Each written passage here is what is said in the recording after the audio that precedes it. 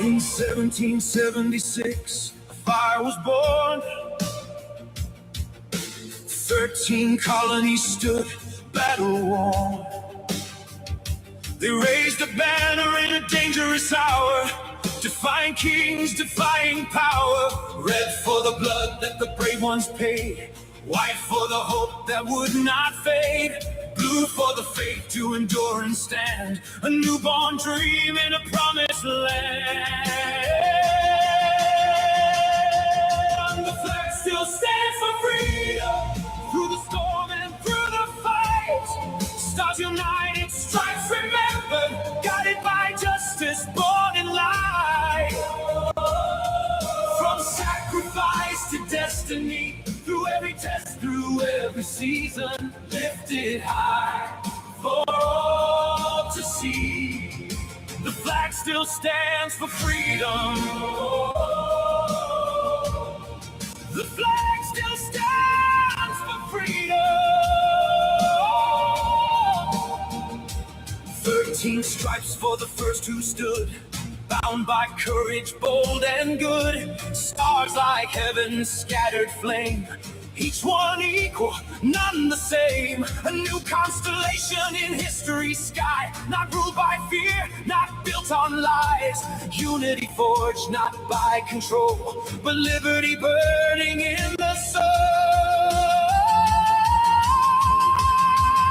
The flag still stands for freedom, for the strong and for the weak. Hey, Tim. For every voice that dares to rise, for every truth we dare to speak. It waves for hope, it flies for grace, for every child, every reason. Still proclaiming time and space. The flag still stands for freedom. The flag still stands for freedom. From 13 stars to 50 bright, each added July's sacred light. Fields of war, the fallen brave, draped in honor o'er the grave. From distant shores to city streets, from whispered prayers to victory beats. Through 250 tested years, it stood through triumph, stood through tears.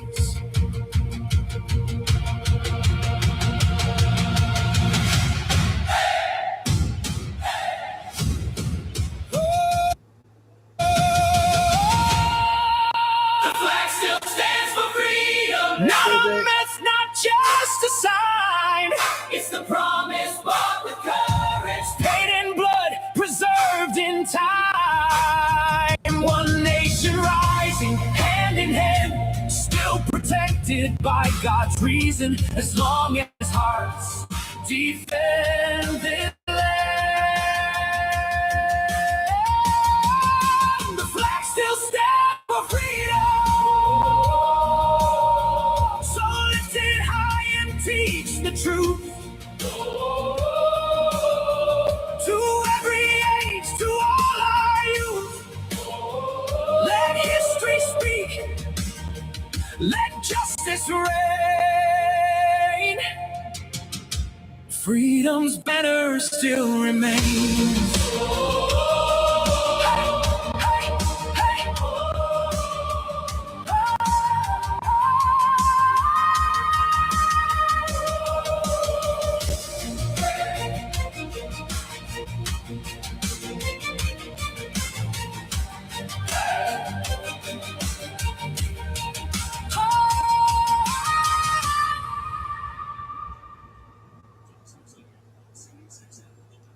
Did you know that you can have permanent TV? Okay, that was a good. I'm gonna play that one every day. That's one of a good one to play every day. And I think that strike wasn't from the music. I think Flying Eagle said it was the politics. So I'm gonna still continue. The second show I'll play maybe no more than 4. There'll be short ones. It'll be under 4 minutes, 3 minutes. But that one's 5. God bless America. Our best president ever, and the first lady, our troops and first responders, and past and the future. And today I got to catch up on Intel. There's so much to cover. I got 4 good videos I want to play. One is 45. They had a round table I saved from yesterday, and then a couple 30-minute ones. So we'll do that in between with all the rest of the stuff. Mel is having a show tonight, so we'll probably get that one probably tomorrow. So I got to get a lot of stuff out again today. We got our one of the other big show yesterday, so appreciate everybody coming back to the channel and the new ones too, the new supporters. Thank you. We got over 420, I think, 430, I think, right now. So it was a big show yesterday. And it's going to be another good day of Intel, so we're going to go ahead and jump into things. Everybody's probably at work, so hopefully they'll be listening. I'm going to try to finish up that news force, everybody. So I want to do that first thing, and then do Vinny videos and Trish videos we got to catch up on. We got a lot to cover.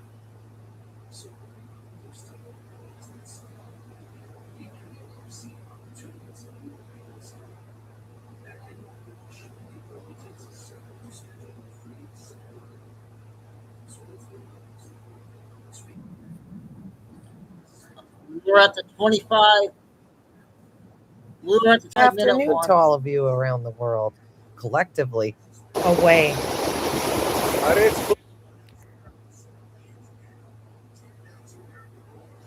Yep. Hold on here. This is where we left off, guys. Not too bad. They know how to do it.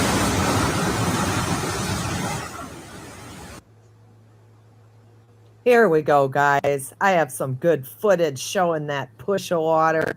Check this out.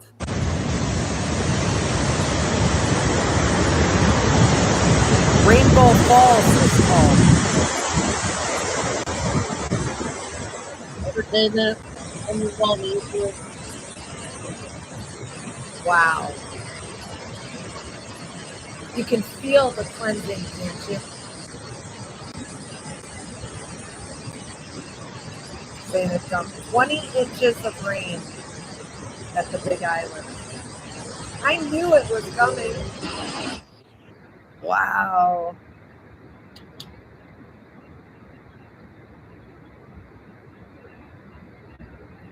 Incredible to see. Okay, that's fine. Made the plan. What's going on today?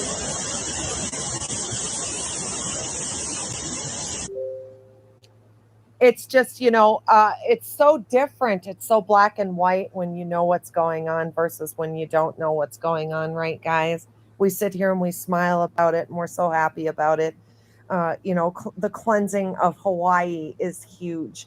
They were taken captive by America. We took them and stole them, guys. The cabal did. And we stole them, and they have been given back to themselves again. And they also have retrieved their money too. They had a lot of money that got stolen by the cabal, and that is happening for them also out there. Now, will weather warfare go away? Of course. We have to hand Mother Nature back to Mother Nature. We have to hand humans back to humans. We have to hand plants back to plants. We have to hand animals back to animals. We are animals. And the only way that we can do that is to get rid of the fake, the lies, HARP, Project Bluebeam, Mockingbird news media. We have to get rid of it all. And that's the only way to do it. And we are doing that. That's for sure. Hawaii, congratulations. We celebrate you tonight. We have crossed a threshold. And that's incredible. I was not expecting to be able to report on Hawaii as a total success story. and we can close that chapter. Of course, we'll still be out there blowing up dumbs and stuff. There's a lot of them. As I understand it, there's a good another 10 years out there that we need to take care of. Fantastic. This is what we want to see in Hawaii, and we don't want to have dumbs underneath it doing bad things to our children. We want it to be really what it is, right, guys? Completely, you know? Here's some buildings in Hawaii. Look at how beautiful it is out there, guys. Stunning, just stunning. That's awesome. What we are witnessing where'd he come from? the most incredible moments in the history of all time. If you're alive right now and you're lucky enough to be awake, I hope you have a pen and paper. You are truly a historian. All right, let's go ahead and get a take on what Mark has to say about our little tiny operation we have going on across this realm. Obama as we already saw that. The one behind. He's just named him as a president, former president, as someone who has committed treason. He's also named Hillary Clinton and Joe Biden.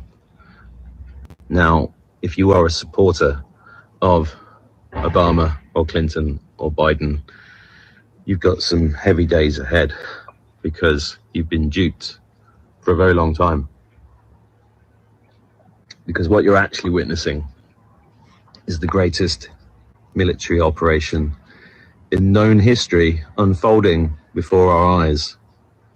Because those three people and many others are part of a satanic cult, a death cult, whose job was to destroy America from the inside and then bring in the New World Order. There was a 16-year plan for America, which started with 8 years with Obama, who was not an American citizen. He was born in Kenya. His name's Barry Soreto. He was trained by the CIA. His job was to bring America down. Hillary Clinton's job was to follow that up with 8 years, which would have ushered in nuclear war and dissidents like me being rounded up, executed. And then the pandemics would have carried on for years until there was very little left. In fact, if you look at the Georgia Guidestones, which are the satanic 10 Commandments, which were blown up a couple of years ago, thank God, the first commandment was to maintain humanity in perpetuity with nature under 500 million. Now, if you believe that there are 8 billion people on the planet, that's 7.5 billion people that were going to be wiped out. And the fact is that because of who the character of Donald Trump is representing, which is known by many names, the White Hat Military Alliance is one of them. The Galactic Federation Alliance is another one. There's a lot of different white hats, whatever you want to call them. Sorry, there's a bee. That's a good sign. If you get visited by animals, go and look it up. A bee makes me do this, but I'm very pleased about it. It's a good sign. If you look up the Georgia Guidestones, you'll see what the plan was. Now, if you don't know, Hillary Clinton was very much a satanic witch. The Joe Biden that you saw as the president from 2020 to 24, that was never Joe Biden. The real Joe Biden, as Hillary Clinton, as Obama, they all got taken out at least 5 or 6 years ago. And Clinton, I think, in 2017. He's correct. They're all gone. But if the general public knew the depths of their depravity for real, it would put most people in hospital. So what you're seeing is a military operation which will unfold in the coming months as this information is released to the public in a way that is palatable for people to understand. Firstly, the treason, right? The Russiagate thing is being used as the doorway into much worse stuff. The stuff that these people did is so horrific.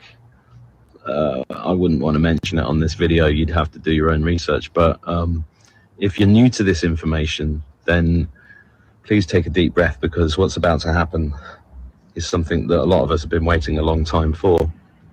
And that is, we're getting rid of the New World Order. The New World Order is being dismantled. And the New World Order was a slavery system much worse than the slavery system we already existed in. And the beauty of post-2020 is that more people than ever before now know that the medical system's fraudulent, the financial system's fraudulent, the education system is fraudulent, the police, the government, everything that you thought was an authority in our societies around the world is fraudulent, has been built on a fraud and built on a lie. Your history is a lie. Your science, our science, is a lie. And this is a wonderful time for humanity. This is an amazing time. Yes, the most it amazing is. time It is. you could possibly imagine. And the beautiful thing is that you chose to come here for this time, if you're watching this video. Correct. Whether you think I'm a conspiracy theorist or not, I agree. or a nutter, it doesn't make any difference, because the truth is coming out. And I'm not saying I know everything at all. I'm just saying that I've known a lot of this for a long time. And it's a wonderful thing to behold, because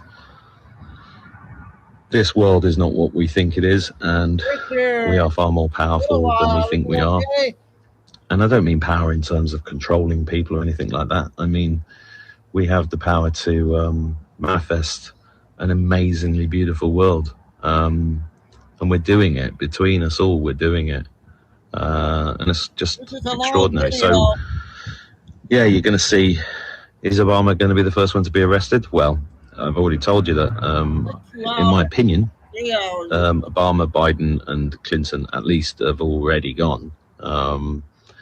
But and we've been watching a play, a theatrical production with hundreds of thousands of actors across the media, across 200,000 to be exact, across the internet. You know, people playing parts, and including Trump. You know, and they've played it so amazingly well.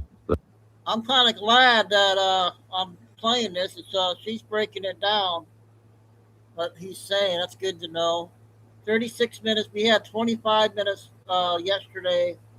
It's 3 hours 13, so we're under 3. I might do. We'll do an hour. We'll go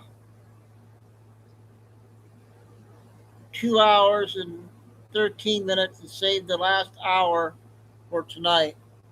A lot of good information on this. People have believed it, but the reason for that is to save as many lives as possible, including Correct. Yours. If you're watching this now, you have no idea the size of the bullet that the human race missed. Huge. And even people like me that have been going on about this for years, I think are going to be surprised by what we learn and how good it's going to be. So yeah, keep chipper and keep praying, keep connecting to God, keep grounding yourself, and keep learning about how to get rid of demons and entities and curses. These things are real. It's a magical universe, and this is a war run on so many levels. It's just it's impossible to describe in this short video, but really this is a message for people that are just waking up to some of this information, especially about Obama.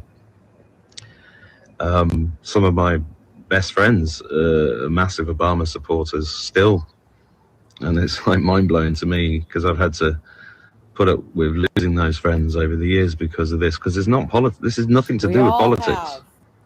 This is to do with the survival of humanity.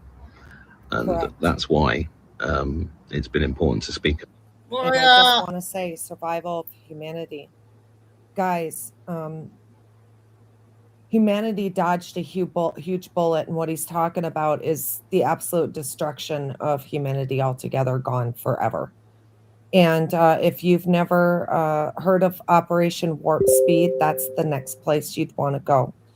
But what he's talking about is serious. The first thing we are asking out of the public when this war is over with, and we can get rid of the NPCs from mating with NPCs and things that are, their genetics are mixed with human DNA that look like humans and they're not. We have to stop reproducing with them. So we have to get rid of them. We do have a big event coming that is going to help in that manner. Unfortunately, fortunately, whichever way you want to look at it. And it actually has been going on. Everybody thinks a big event's going to happen in one day. That's not how it works in our world. Everything is warped. Time is pulled out. Time is smashed together. And what's going on is that when time is pulled out like that, what you think happens in a day happens over 5 years. So like COVID, what we did was we reversed years. I'm describing to you Operation Warp Speed. Warp Speed is what saved humanity. What we basically did was we switched out years. We made the COVID was not supposed to break out until 2025 after the elections in 2024. Okay. And the intention was for all of us, like he's talking about with the Georgia Guidestones, for us to be gone by 2030. But in order for that to happen, they needed that 5 years from 2020 to 2025 to mass produce the weapons of mass destruction, which was the COVID shots. They were going to kill off the rest of humanity. They were going to stick what little they did find down in the dumps to be servants. And as you could see, we were being handed our asses about transhumanism, converting our brains. Okay. And so what happened is we forced it by Trump winning in 2016 because Hillary was supposed to win and have what the next 8 years that would have drug right to 2024. It had given them ample time to put COVID shots together, the death jabs together. We warp sped time. And with Trump winning, we threw a wrench in their program. And Hillary did not get in. And we took that 4 years up. Then we forced them to pull the COVID shots out early, which means the majority of them were filled with saline, what little they could get out there to the people. Okay. They were filled with saline. Okay. There's your saving of humanity right there. Okay. Bingo, boom, boom. That's why it didn't make sense in time with the BLM riots and that kind of stuff. It didn't fit in because that stuff was supposed to be going on right now. All right. And we switched out the times, forcing them to have to do things early, which didn't make sense in time, which caused for big mistakes with them. So we basically, Operation Warp Speed was all about the delay and the rushing of two things that needed to happen in order to save humanity. And what he's describing right now is exactly what happened. A lot more happened with Warp Speed, but I'm not going to go into any more detail because we have a lot to get to still tonight. So I'm going to go ahead and end it there, and let's let him say his last few minutes here.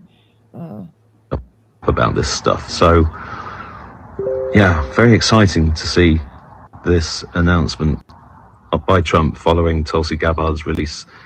This movie is full of twists and turns, and my advice is to take a deep breath and watch it play out because it is going to turn out amazing. Have a great day. God bless you. And another thing Warp Speed did was it stopped the FEMA camps. Okay. The FEMA camps needed that time, that 5 years also of Hillary being in to plan and set up and get ready, because when they went ahead to go give the bioweapons to inject everybody, the people that refused to give them were going in FEMA camps, plain and simple. And Warp Speed stopped that also. You know, the main plan was to use weather warfare and stuff like that in order to get people in, steal their stuff and get them into FEMA camps, things like hurricanes and tornadoes and stuff, you know, interrupt community behavior, community everyday, you know, life. And that's basically how they were going to do it. But we could have anticipated it was called the New World Order, guys. Okay, so we're going to move on. I'm going to go ahead and move us to Indonesia. Wait till you guys see this. There isn't one person in your life that can say that these domes that are being blown up are natural earthquakes after we take a look at this. Wait until you see what's happened in Indonesia since we left on the 14th of August. Let's go across the drink. You guys are going to like this. Here we go. All right, we're zooming in on Indonesia. Look at all that action.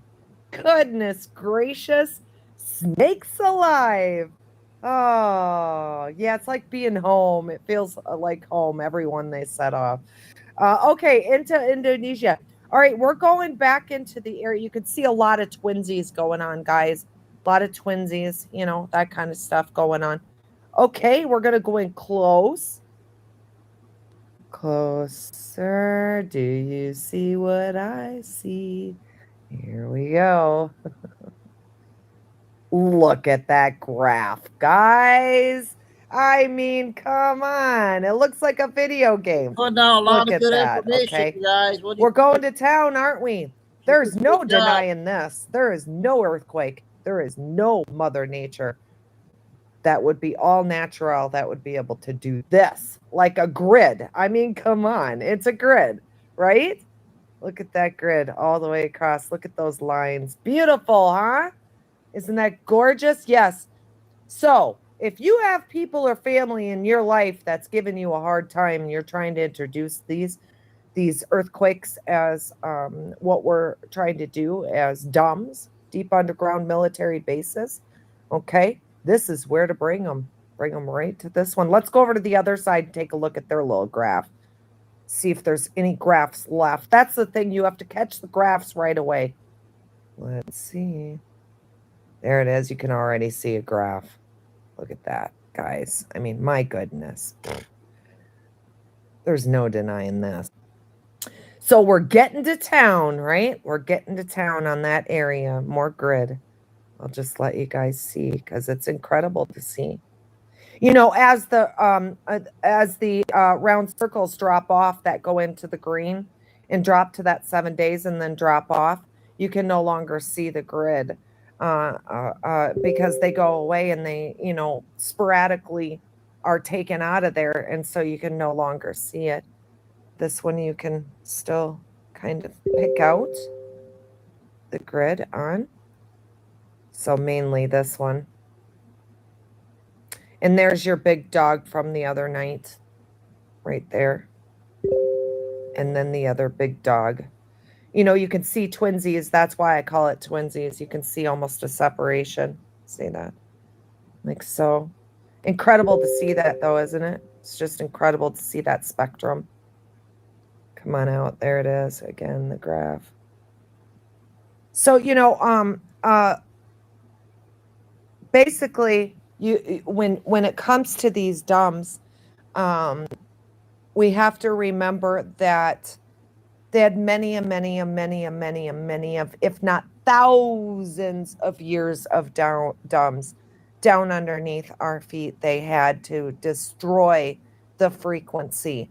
And just looking at this grid, and this just being the last, let's see, 24, let's see, the red's 24, 48 on yellow. Let's see here, and I don't see any oranges in there. You can see them, but they're hard to see because of the red. And then I see some green, which is out by 7 days. And look at that, what they've done in just 7 days. Going closer on that grid. It looks like a video game, doesn't it? I mean, if you're old enough, you remember Space Invaders. That's what that reminds me of. Most definitely. And it's all man-made. Everything is man-made, guys. It's all us. We have to start taking accountability for our actions. We have to stop laying it in the hands of a god or something knows. something bigger, and I need to go to bed and pray on it and go to sleep. Hey, Paul, And it's in God's we'll have- hands. That finish expression, this no, up it's there. not. It's going to be a while. It's all man. Everything A is lot of good man. information. Everything we do, every cause and effect is man. There are no big, huge demons out there. It's what they're, when they say demons, they're talking about a frequency, kind of like I was explaining to you about our frequency getting rid of the cabal collectively through a certain kind of thinking. That is what creates a realm of consciousness of people that think the same way, is a frequency being put out. Okay. And when you have a group of people throughout the world that are thinking the same way, causing others to think to be the same way or be enslaved, that in itself is what you could call a demon. It's still man-made. It's still our responsibility. The damage done here through the cabal is our responsibility because it was humans. The cabal is a group of humans. No matter which way you want to put it, they have our DNA. Okay? They're human. In fact, when they go to mix animals, they mix it with humans. When they go to make a new vaccine, they mix it with human DNA. Okay? If only you knew how much bug DNA was in us, how much, that's what those shots do. They're mixed in with bugs. They're mixed in with the DNA of frogs. They're mixed in with the DNA of horses. They're mixed in with the DNA of anything. Down in these labs, they've been doing everything. Sky was the limit for years and years and years. So imagine the types of things that they put together and made. If I can take a Labrador and then we know about it, and we can take a dog that's a poodle and put it together, and now we have a Labradoodle. Really? How much do you think they're doing? Right? Kind of like that, for sure. But incredible. Yeah, you guys might as well hang in there for a while. We're going to be there a while out here in the straits. You guys might as well get used to the booms. We're going to be there a while, but we're going to get you cleaned up just as fast as we can and get out of there. And we're going to go ahead and head to the north and to the east. And we're going to go right up to the Philippines, because we are going to see an exact replica of what just went on down in Indonesia. All right, here we go. Davos Island. There it is again. Pull that grid. You'll start seeing it. Some more grid. Look at that. I mean, right, guys? You just can't deny it. And in this one, you can see structurally how they run down there, All right, let me just pull in and go to the north a little bit. See if we can see that gridded out. Nope, too far gone. Let's go to the south. Yeah, too far gone, too far in, generally speaking. There's some more grid for you. And that's how they're blown up, basically, If you can get on them fast enough when they first start, you can see that grid of the explosion and how they begin to do the ones around it. And exactly how they do it is the way they do it every single time, basically. Oh, just one more thing I wanted to show you guys here. Let me see if I can find it again. It's going to take me a minute. There it is. There, take a look at that gridded out one. You can see the pattern there. Okay. And Barawa, I'm going to say. See that gridded right out there? Yeah. I mean, it's, oh boy. So here we have just to the north of this dome, a church. Pretty much a dome right in the backyard of a church. Looks like a small town. So I won't directly relate that church to it, but Most of the time, when you have a church that's near it and it's out in the middle of nowhere, it's facilitating, but this is inside of a town, so I'm not going to go for this one to say that. SDI Pi, just a small town, but these small towns are made up for reasons just like large cities. There are large cities that are basically CGI generated per se. I know that's hard to believe, but there are a lot of towns that are staged towns to be able to do their cabal doings. Okay, a lot of them are, like that. You would be surprised at how much is a lie. I mean, your own neighbors are a lie per se. We're busy picking up bad guys at a local level. So if you just see your neighbor there one day and gone the next, you'll know what happened. More than likely, somewhere along the line, they made a poor choice and a cabal style choice. What do I mean by that? It could be engaging secretaries, like a secretary that is of the cabal, a secretary to a person that is cabal and breaks the laws just through the books. They don't have to be killing and eating children to, be a part of it. If you're a government official and you're supporting a mayor, a mayor's dirty doings, you're going down with them too. Just like the nurses, just because you gave the shot doesn't mean you get out of it because you were told to do it. That's your job. That isn't how it works. We are at war. And because we are at war, the rules change. I see all the time down there at Gitmo these high ranking officers, these, embedded Hollywood goofballs. That's the first thing that they'll say and claim is that they have rights and they don't. Okay, A, we're at war, and 55 B, you're minutes. being tried by the 55. military. The rules are totally separate and very different from the laws of the lands and your inalienable rights. And structurally inside the Constitution are not applicable inside of the courts of judgment of military. And that's just the way it is. And one other thing I remembered relating directly to when I was talking about warp speed is one would ask, well, why does it have to happen anyways? Why did they have to have the jabs? And, why did we have to, have it happen anyways? Because in order for things to come out in the end of what's called Looking Glass, okay, if you've never seen Operation Looking Glass, okay, Operation Looking Glass was a gadget that allowed them to see into the future, into the past. It also allowed them to manipulate the future and the past.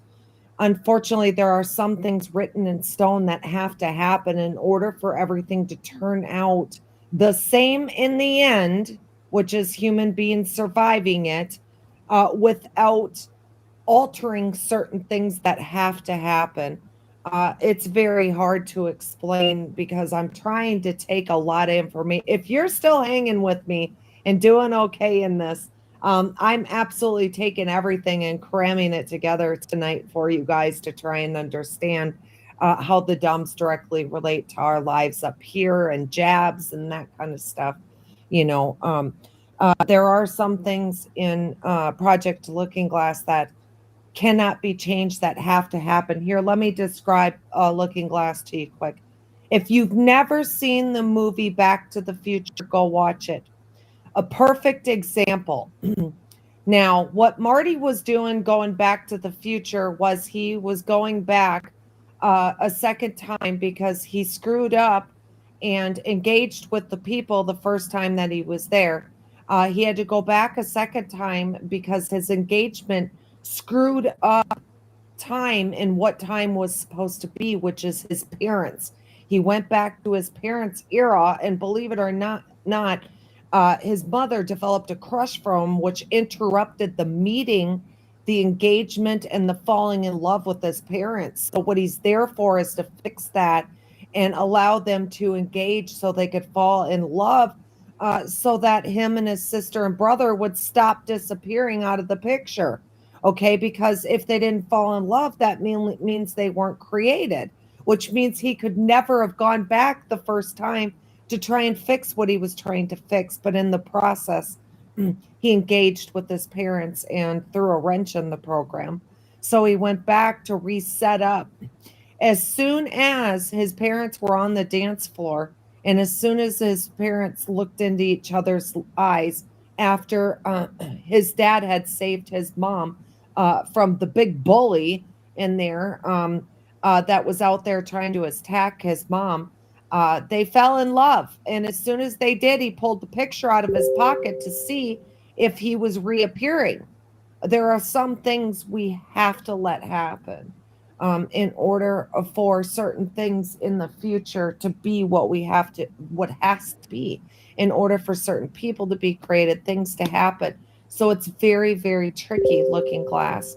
Now, when I speak of HARP and I speak of warp speed and I speak of Looking Glass, okay, these things will not be allowed inside of our new laws of our Earth. Okay. We will be, as soon as this war is over with and we take care of the cabal, HARP will go away. The ability, of course, Project Looking Glass was over no matter which way you looked at it. In 2012, it ended. Okay. That actually was the end of times. We are actually almost on a spin-off, I would say, is the only way to put it, per se. So there you go. Yeah, HARP will not be allowed to exist, but right now we still have to use it in warfare because the deep state still has some strangleholds and some control over weather also. And with them having such little control, they're going to use it any which way they can, right, guys? That's pretty much what it is. And real quick, I just wanted to show you guys a picture that I took last night of that area. Off to work. Of course, the colors change, red being the first day. And so you can really see the grid there, huh? Big time. Huh. Yeah, there's no denying it for sure. It almost looks like a computer chip layout, a video game, that type of thing. But yeah, you can clearly see this is, man inflicted, most definitely. Okay, guys, before we head over to the United States, I wanted to take you guys to just a few spots that I found very, very interesting here. Let's head right over here to Micronesia. We had one go off yesterday, and that was a ding, ding, ding, 10 km. And that was a 5.4 blast, which is equal to 9, which is equal to 3 threes. Okay, see where they're going. Military's going with that. They're being very specific on what they're targeting here and what's going on. I'm going to come in pretty close to that. I always like to look around it and just see a visual.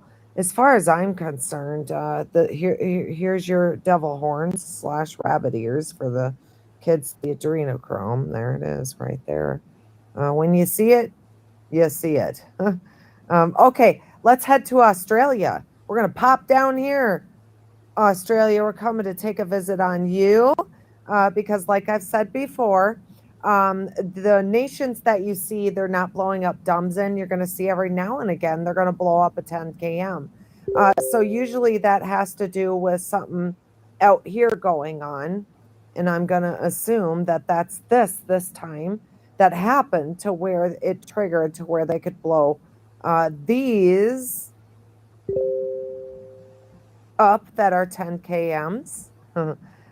You'll find in the nations that are quiet that there's only 10 kms. They're coming back through. There it is. 10 km again. 4.6 blast was that one. And just in my math, okay, these two added up together equal 20, which is drop the 0, which is 2, and you pull that apart, and that's what? 11. Bingo, there's that military again. 2 shows. Oh, ding, ding, ding. We have winners all over the place. Are we tired of winning yet? Hell no. We're just getting started. Right, like that. All right, let's take a look at these other two dumbs.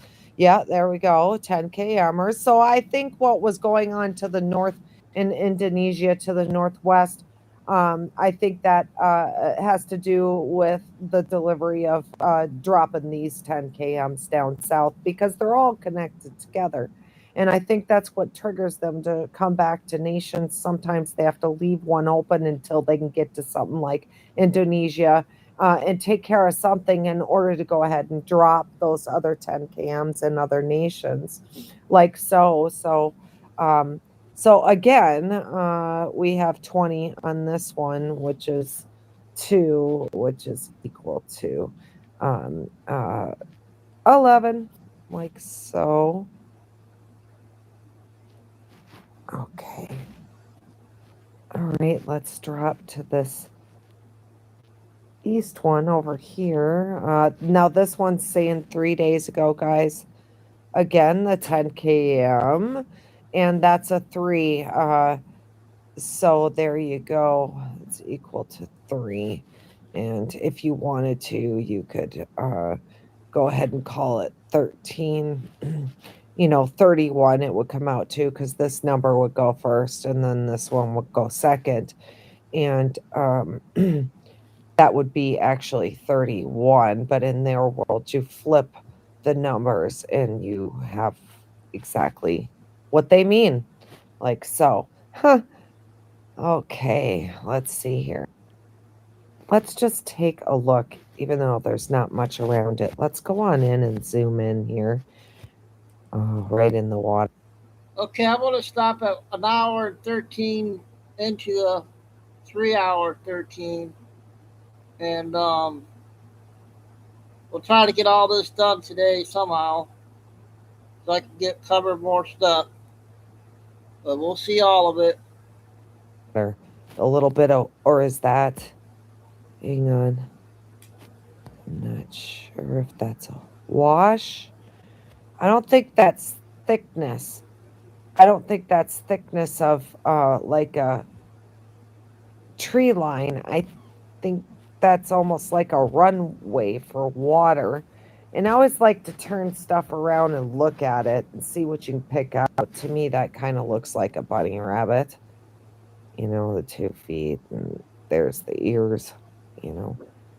If you see it, it wasn't by accident, guys. Okay, definitely not. We also have in there, I also see an 8 also in that, and 8 pulled apart is 3 and 3.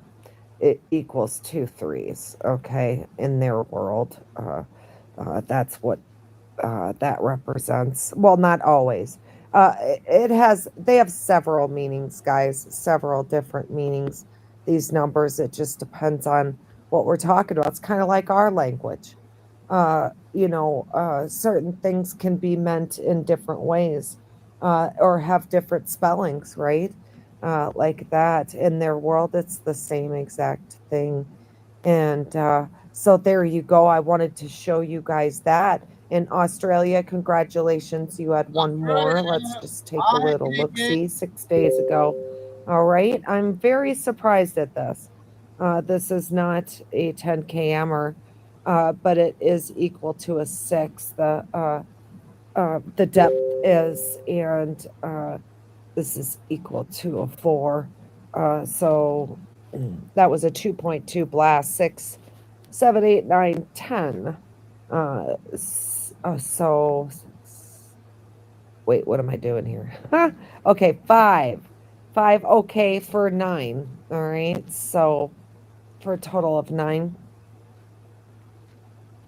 Yeah, that's correct. Okay. And so we have that 9 with these two together, which is equal to 3 threes. Nothing's on accident. When these numbers are like this, we're using their own system against them and saying, haha, kind of like that, because they originally put them there and it's all designed around their number system. So we're just going along with them. We're just using it against them. That's all. While we're blowing up their shit, right?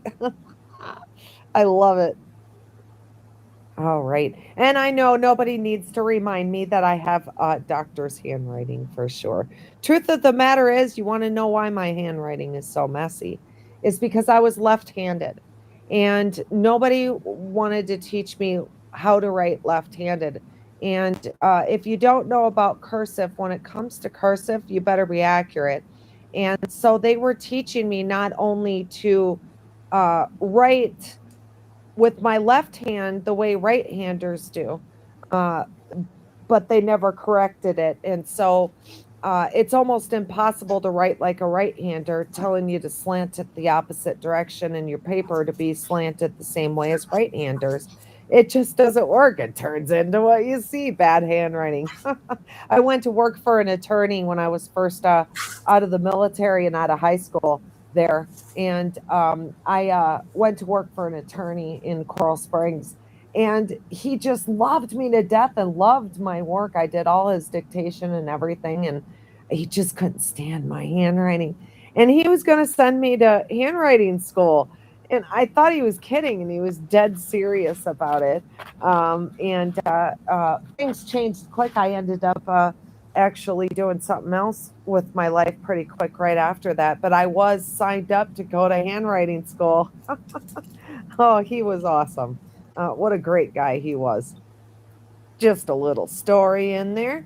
Okay, guys, head them up, move them out. We're going to pull out of Australia here.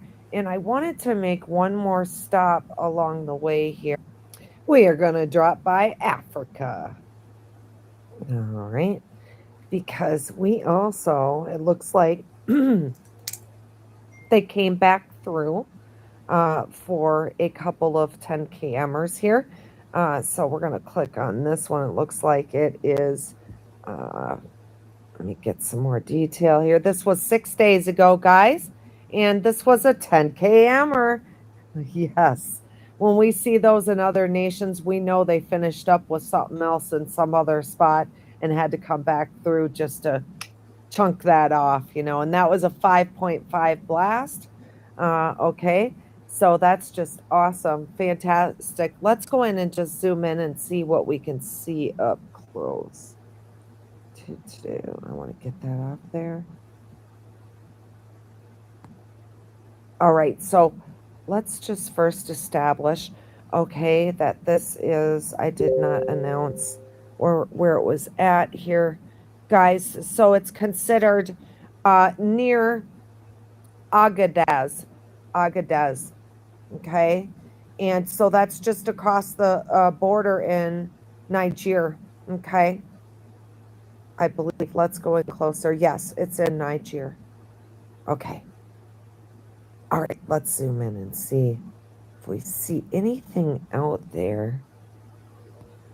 Is this water? No. Okay. Don't see much. I just see a lot of sand. Madama. What is that? A small town? No. All right, let's go in close. All right. There we go. Just out in the middle of no man's land. Excuse me. All right, guys. And then I believe there was one to the south right here. Bingo. Just below Ghana. Okay. 10 km, of course. Yes. Slammer Jammer. 3.8 blast there. Ghana, one of the worst places. The child trafficking. Oh, my God. Of course, it's all bad, right, guys? It's all bad everywhere. It's all bad.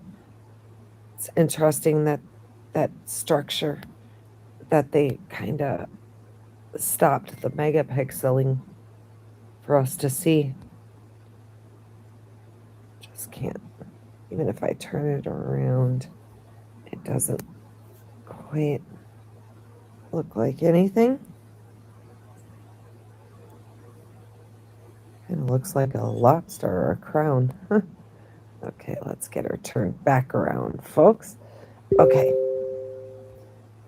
Here, I'm going to have to zoom out to get it turned around. We should be upside down, and we are. Okay, so we're at the hour 13-minute mark. We got 2 hours still to go. Well, we're going to play a little bit at a time. We'll try to get another 30 in before we get off the first show, but I don't know if I can or not. But we'll play the rest of the second show. So we're going to do some short ones. I got the update from the actress that died. And the first one is 4 minutes.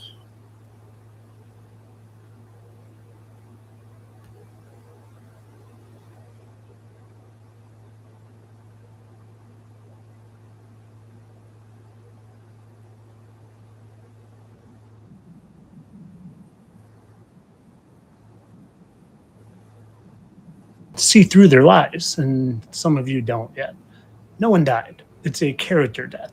She killed off her character because she's busy doing other roles, and I'm going to show you. First, what you need to know is that everyone you see on TV, every last one of them, they all play multiple characters on TV. They're not real organic people. They're characters. They play multiple roles, just like Hayden Panettiere plays multiple roles. And sometimes one of those roles takes up more time. So they need to kill off another one of their roles so they can focus in on a different one. And I've humbly accepted that this is just part of my mission in life to show you all this. And do you want to see the last thing I did before I went to bed last night? The very last thing, I took a screenshot of this girl. Her name is Amy Kringle. She won the CrossFit Games this year. You can see I took it yesterday at 11:18 p.m. And well, she won the CrossFit Games, so she's going to have to dedicate more of her time to it. And I said to myself, I want to know who she is. What are her other roles? I screenshotted that, and I was going to bed, and then I woke up, and the very first thing I saw, literally the very first thing I saw when I woke up was this. And it just so goes my life. I said, that's her. That's Amy Kringle. Do you know what a Kringle is? Well, it's something that is baked in a pan, and her name has Pan in it. And she died at 36. And there she is here, and there she is there, and there's Amy Kringle. Can you guess what number Amy Kringle wore in the CrossFit Games this year? What would you imagine that? She died at 36, and she just happened to wear jersey number 36. And their faces just happened to look so similar that if she started doing CrossFit and got a little fitter, she might look exactly like that. Or she just shapeshifted into that because they're all shapeshifters. No, seriously. They can get older and younger and shorter and taller and fitter and less fit, but their faces always look the same to me. I see it because I see it in their eyes. The eyes are the windows to their soul. And just watch how perfectly. See how it's just in absolute perfect alignment, except she's got some lip makeup on, but everything is in perfect alignment because Amy Kringle is Hayden Panettiere. Watch, I'm going to switch a new picture in here, and it's going to line up just as perfect. Ready? Look, she's a little heavier here, and voila. Even the hairline. And you know what? I always see them in the eyes and the lips, and I always find their marks and blemishes because they remain as well. You see how there's 1, 2, and 1, 2, and then there's a scar that goes perfectly across, and that's one nose, and well, the scar's there, one nose and the other nose, and then you can go look at their blemishes, and there's 1 and 1, and look at the eyes in the perfect spot. And well, they faked their deaths because now she has to be this role, Amy Kringle, a lot more. Because she won the CrossFit Games and now she's the face of CrossFit, so she can't spend as much time being an actress. She's now the face of CrossFit. So they fake her death and make you all think someone actually died. No one died. It's a character death. And I think I'm the last of the humans to be sharing this with the world, because there's a bunch of people that are going to push this lie, or there's a bunch of people that are going to be fooled by this lie. But it's up to you to see what I'm showing you, and that this is just pure truth. And I have 1,000 videos to back up what I'm showing you with all the receipts. So stop believing all the liars of the world. Stop believing things that you were told on the television and start seeking truth, my friends, because there's a lot of freaking deception out there. And once you get through it all, well, the world's a beautiful place. You don't get trapped in their fear and their nonsense. I encourage you to stop being trapped in their fear and their lies and their fake deaths and their nonsense and their fake rockets and their fake tragedies and the fake, all of it. It's all fake. Stop paying attention to the TV. Focus on you. Okay.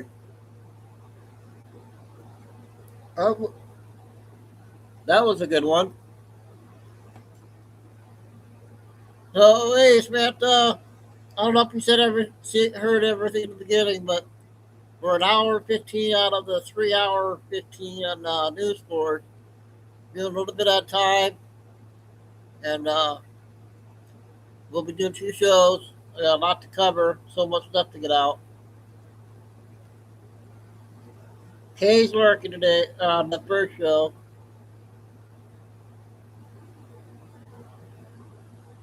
This is a guy that's been on for a while.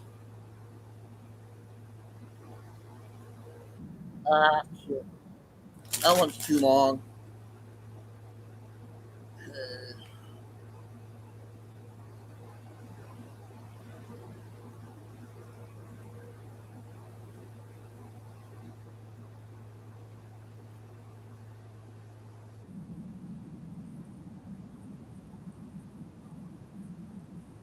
Yay!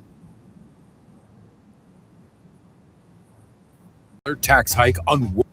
It's a really hard list to make, but if you're asking for the #1 aura farming moment for President Trump in his second term, it's certainly his meeting with Vladimir Putin on the red carpet in Alaska at the military base, where Trump flies a B-2 stealth bomber over Putin's head without telling him what's about to happen.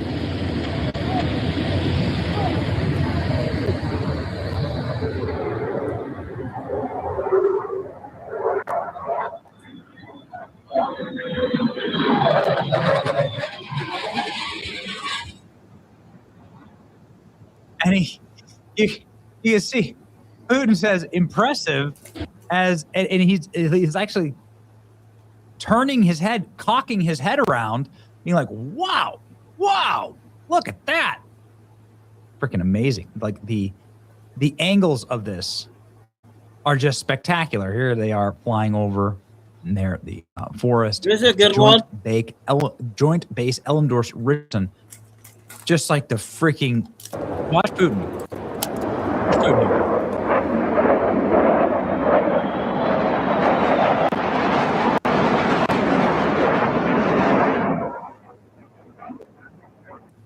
It's amazing. And it's a show of force. It's a sign of respect. It's what I want my president doing. I would be totally fine with President Trump doing this with every single Middle Eastern leader, including the Ayatollah or the gay Ayatollah or the cardboard Ayatollah or whatever. I guess they're all dead, but who knows where they are, but whatever. Like this kind of stuff is how you make an ugly piece, and every piece is ugly. Go study all of the wars and all of the histories of all the people of Earth. And the reality is that there's very few actual total defeats of civilizations, because you never hear about them ever again. What there often is ugly peace, where you end up making a peace deal, which is what President Trump wanted here with Vladimir Putin, You don't agree with Putin. That doesn't mean Trump's a Russian asset, but it does mean he wants peace in the world. Unfortunately, it didn't work out. The Russians were in the Philippines with Marco Rubio begging to go back to the Anchorage, Alaska agreement. You know, Russia did sell us Alaska for like a couple of beans and some tin pots back in the day. So the best part of that deal.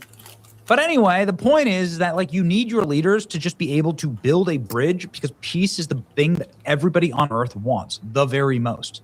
Not everyone on Earth, but most peoples on Earth just want to prosper and have prosperous nations and don't want to constantly be at war. We're all the ones who die in the war anyway, and the ones who suffer for it.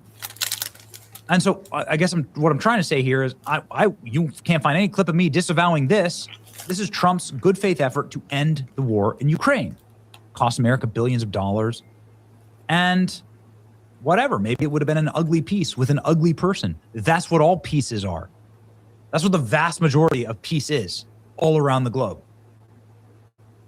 Well, ladies and gentlemen, looks like Donald Trump is back to aura farming with his bestie from the first administration. And this is without question the number one aura farm that Trump had in his first term was this. Donald Trump walking in to North Korea. 반갑습니다. Good to see you again. 이런 데서 각하를 만나게 될 줄 생각 못했습니다. I've never expected to meet you at this place. That's good. It's my honor. Would you like me to step across? 각하께서 한 발자국 건너시면 사상 처음으로 우리 땅을 밟으시는 미국 대통령이 되죠. I'm okay with step that. forward. You will be the I'd be first very U.S. proud. president to cross the I'd be this very line. proud to do that. Okay, let's do it. Come on. 여기 위에까지 올라가고 Donald Trump meeting with Kim Jong-un. That's the best aura farm of President Trump's. And like one of the best things that happened in President Trump's first term was the normalization of relationships with North Korea. It doesn't mean that North Korea or Russia or any of these places are great places, or Iran, but it does mean that President Trump is trying his best to create that sort of ugly peace moment, which is what all peace, frankly, is. Unless you burn a nation to the very ground and just slaughter everybody, do you really want that? You know, it's been tried in Korea. Just a reminder that this is the state of the Korean War, that South Korea simply wouldn't exist. South Korea had been thoroughly defeated without U.S. air power and logistics, that there would be no South Korea. The communists would have completely won. But with U.S. help and a lot of U.S. lives, 55,000 lost U.S. lives, they were able to defeat the North until they got reinforcements from communist China. And then everybody said, okay, stalemate again. And we'll just call it good at the 38th parallel. All right? We'll just say, have we had enough here? Yeah, we've had enough here. And they created two Koreas, North and South. Okay. But it's that parallel that Donald Trump just crossed. And now it looks like somebody else is crossing Donald Trump. Trump gushes about Kim Jong-un as he ordered scaled back military exercises with South Korea after country's two-word snub over Iran war. Let's go ahead and read. President Donald Trump is scaling back military exercises with South Korea. He noted he has a very good relationship with Kim Jong-un, leader of North Korea. Trump also made sure to mention how South Korea responded when the U.S. asked the country for help with the war against Iran. According to the president, South Korea simply said no thanks to helping denuclearize the Middle Eastern country. So Donald Trump writes this. He says, based on my very good relationship with Kim Jong-un in North Korea, I'm not happy with the fact that the United States has long ago agreed to participate in the joint exercises with South Korea. Exercises are costly, with much of these costs paid for by the United States, as usual, but send a signal totally inappropriate and hostile to a country that, as long as Donald Trump is president, has been unthreatening and respectful. Therefore, based on this fact that it's too late to cancel, I have instructed the Secretary of War to substantially reduce the military exercise. While somewhat unrelated, I recently asked the president of South Korea if he would like to join us for the denuclearization of Iran, and he said, no thanks. So this is Donald Trump playing hardball, right, with American allies, South Korea. Despite the unfriendly look and of this particular picture, there were many there were smiling. Kim Jong-un and I got along great, says Donald Trump. He's now Kim Jong-un posting. Donald Trump did make fun of Kim Jong-un for being fat to his face. Getting a good picture of everybody, so we look nice and handsome and thin. Beautiful.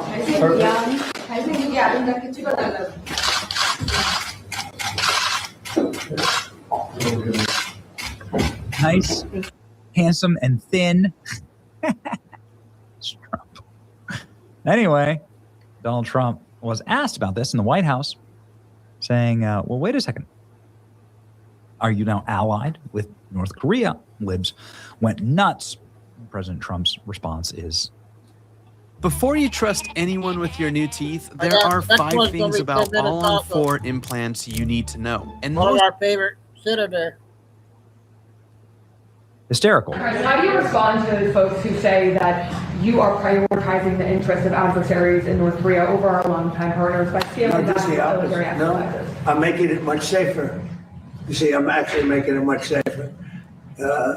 Kim Jong-un has always treated me with great respect.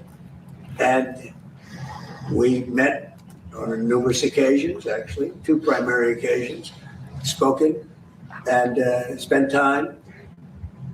I understand him. He understands me. You're doing war games. I get along with him. You know, he didn't like Biden. He didn't like Obama. He didn't like anybody. But I get along with him very well. No, what I'm doing is making things safer. Did he ask you specifically to scale back on those? Quiet. You're very disrespectful in front of this young man. Okay? Don't you find her disrespectful? He understands. Quiet. I'm with CNN. Fake news. I just wanted to follow up on the South Korea question. You're a loud, boisterous person. You're fake news. I was trying to find out if you had been talking to Kim Jong-un, if he had asked you to scale back. Exciting times. What will we do when it's not so entertaining?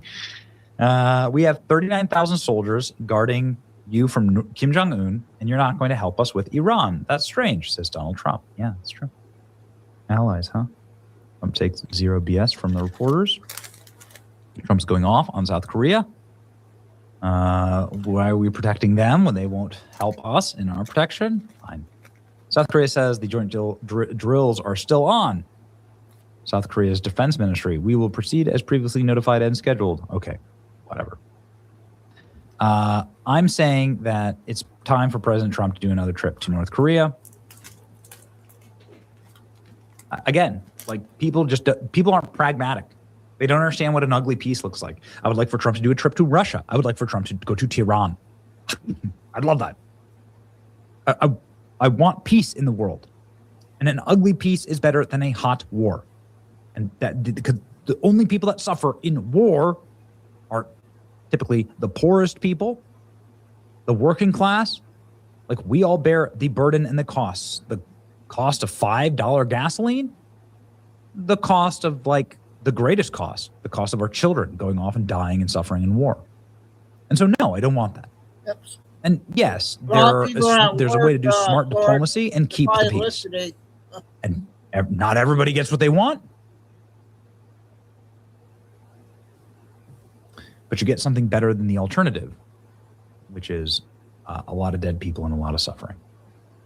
And I think there's a moral argument to be made against these wars, the vast majority of these wars at all costs. Once again, in modern American history, has there really been a war that's actually benefited America? It's a good question, right? Modern American history. Any of these ever benefit and made your life better? Go walk around major American U.S. cities and ask, does this look like, just look around and ask, does this look like the country that won a war, that won all the wars, right? It's your boy Benny. Like, share, and subscribe. Okay, that's the first one up, Benny. Now we got that one guy that does those interviews, has one with Kennedy, about 10 minutes.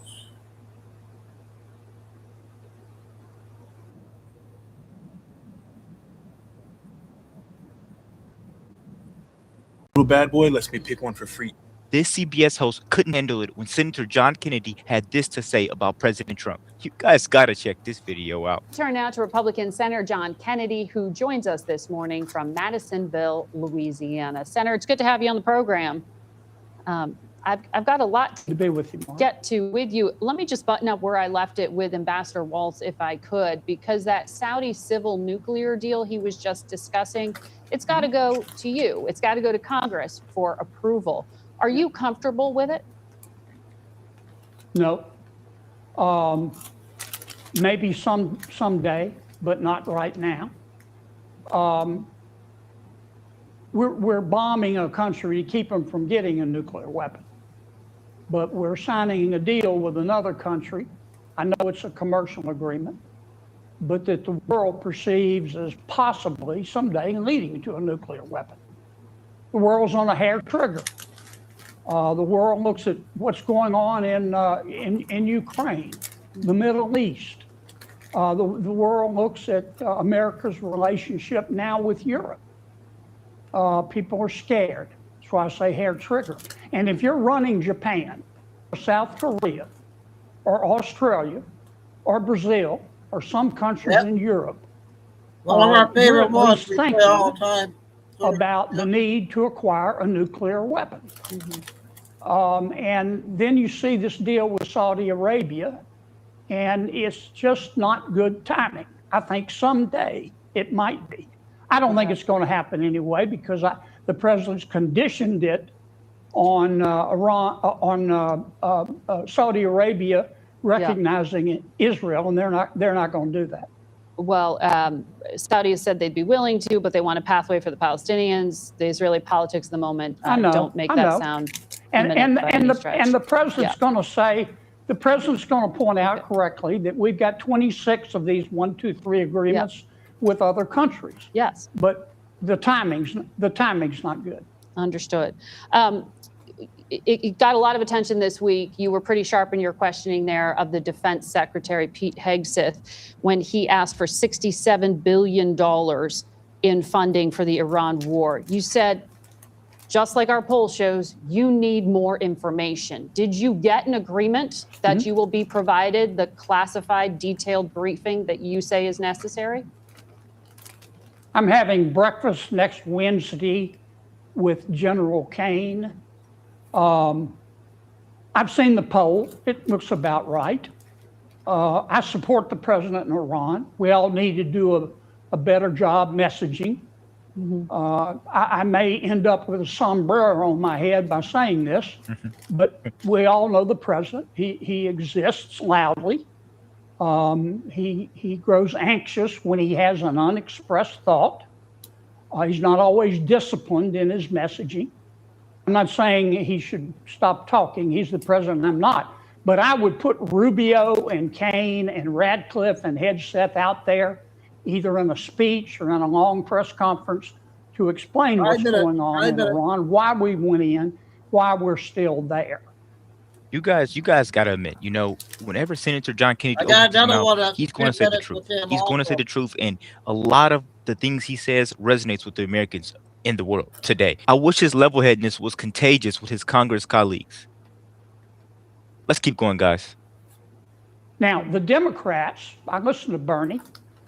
Bernie wants to just come home. He wants to turn out the lights, make sure the cat's inside, and go to bed. That would be a huge, huge mistake. Well, it's interesting because 67% of Americans want the war to end now. And during that questioning, you floated the idea to General Kane, the chairman of the Joint Chiefs, that the U.S. could stop in Iran, end the blockade, and bring troops home. He didn't lay out for you the potential consequences. But why did you ask that question? You're not advocating it. Why are you asking it? Because I wanted to know the answer. Look, here's what I think we ought to do. I think we ought to tighten the sanctions on the sale of Iranian oil. I think we ought to continue the blockade and starve them out. I think we ought to bomb Pickaxe Mountain and try to reach what's underneath it. I don't have enough information to know about continuing the attacks. The president likes the daily attacks. He believes that sometimes you have to kill a few chickens to scare the monkeys. That's not. I don't think that's going to work with the Iranian leadership. These people are more than mildly insane. It's like dealing with Son of Sam or Charles Manson. But I don't think we ought to just cut and run. If we can stand the pain of the rising cost of energy, we need to stay the course, at least for a few more months. I also don't think we need to send in troops. That's my opinion for what it's worth. Senator Lindsey Graham is going to be laid to rest this week, memorial service. One of the things that he wanted up until his death was financial restrictions on the biggest buyers of Russian oil. There are 62 signatories to that bill, filibuster-proof majority. Will it get voted on before the Senate breaks for summer? Don't know. And let me say, look, with respect to the Senate, doing nothing is hard because you never know when you're finished. We need to put the House budget resolution on the floor. It's the only chance we have to get money to defense, the farmers, and to take another crack at the SAVE Act. We need to add Iran to the Graham Russian sanctions bill and vote on it. We need to put the cryptocurrency market structure bill on the floor and vote on it. All in 2 weeks. I love John Thune, and maybe take a few extra days. Look, I mean no disrespect. I love. Hey, 2.5. We're going to play the second Kennedy video, Ted, and Billy just came out with her first one, 15 minutes. John Thune. He's my leader. He's got a big brain. He's better looking than me, but I think he's just being too cautious. He wants to spend the rest of our time talking with Senator Schumer about shutting down government. And the Graham-Plattner wing of the party, his party, is not going to let Schumer agree with us. They already want to give Schumer a bathrobe, a popsicle, and an early bedtime and have him retire. I don't think Chuck can agree with us. I think he's going to shut down government. I want to go back. You just said you wanted to move forward on what the House just started the process on. That would be a party line. That would be a party line vote. That would be Republicans jamming this thing through. And the SAVE Act, as you know, or even some version of it, is highly partisan, highly controversial.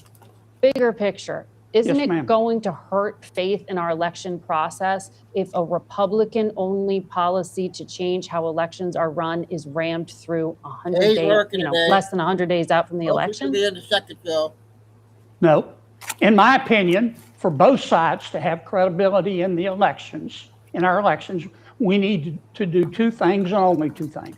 Number one, you have to prove you are who you say you are in order to register to vote and to vote.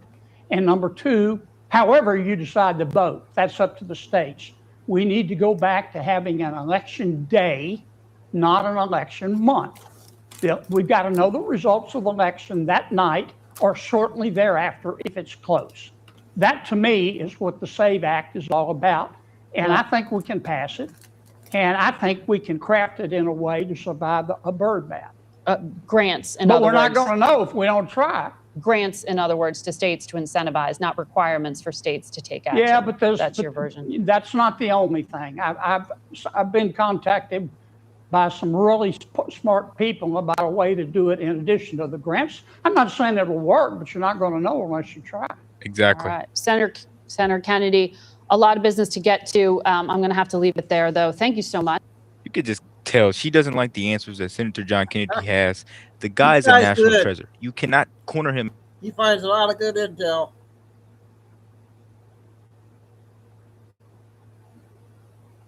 This is the second one. It's 10 minutes. And then we'll get Billy Bean.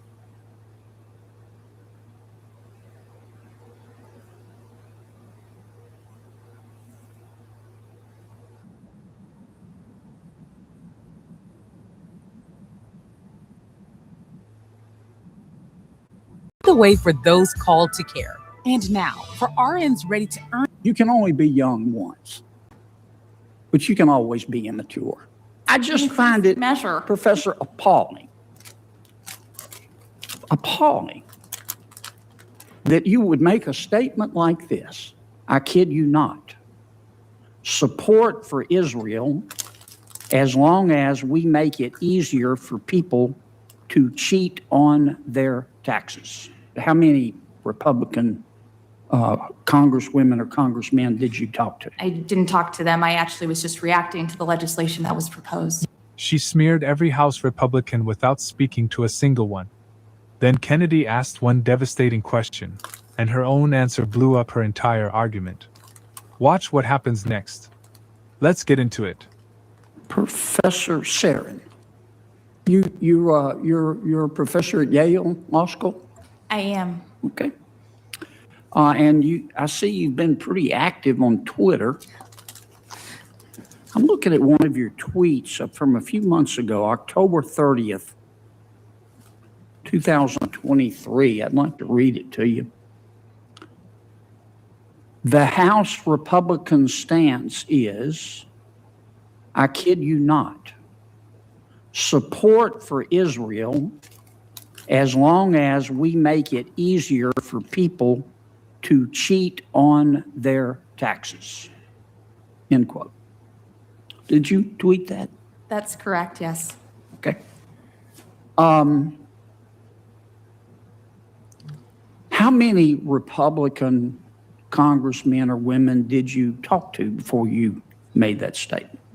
I was reacting to the fact that, and we've talked about it actually. Yes, so ma'am, far but in first, if you could, how many Republican congresswomen or congressmen did you talk to? I didn't talk to them. I actually was just reacting to the legislation that was proposed. You didn't talk to any of them? No, sir. Before you said that every single one of them supports Israel only if it is made easier for people to cheat on their taxes? I actually don't think that every single one of them believes But that. that's what you But said. I do think that the legislation passed by the House reflects a statement of purpose that in order to support Israel, it's But I'm important looking at to what you said. allow What's your taxpayers to students be able saw? to. Well, does she have proof of that, what she was saying? You on the said taxes. that every single House Republican, none of whom you talked to, would only support Israel if it was made easier for Americans to cheat on their taxes. Now, you said that, and you didn't talk to any of them. Senator Kennedy, Didn't.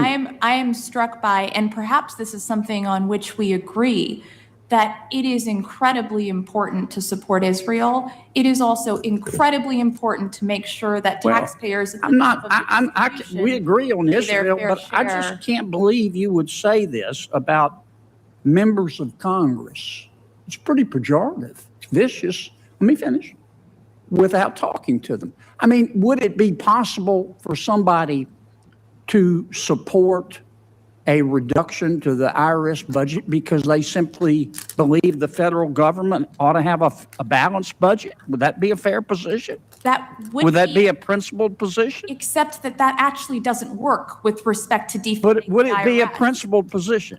It wouldn't be an accurate position because Okay, but you don't know because you IRS didn't talk to anybody, did you? Well, You just said it. Defunding the IRS, the CBO agrees, everyone who's testifying today agrees that that is going to add to deficits, not reduce. Could it be that a House Republican wanted to reduce the IRS's budget because they think that the IRS is a model of inefficiency and shouldn't be rewarded with more money? Well, Could that have been a possibility, a motivation for the way they Senator voted? Kennedy, I so appreciate that question because the reality Could that have been a motivation for the way they voted? and it relates very closely to what Senator Could that Lee have said, been a motivation for the way they voted? that you've seen an inefficient Could that have IRS. been a motivation? If you allow for the way they witness to voted? answer, you might get your answer, Senator It Kennedy. frankly couldn't have been. It because could or couldn't? It could not have been. How do you know you didn't talk to him? Because the reason why you've seen You just IRS made this statement that hasn't been able. every Republican.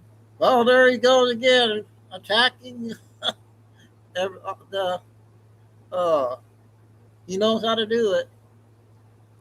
Republican in the House supports Israel only if it has been made easier for people to cheat on their taxes.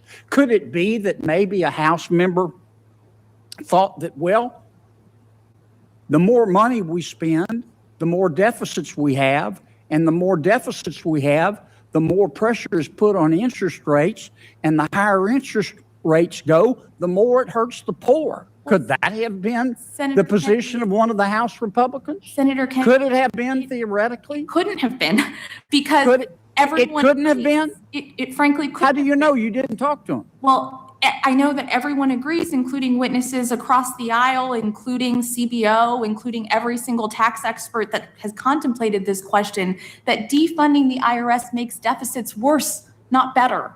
And so this is a deficit. I just find it, measure, Professor, appalling.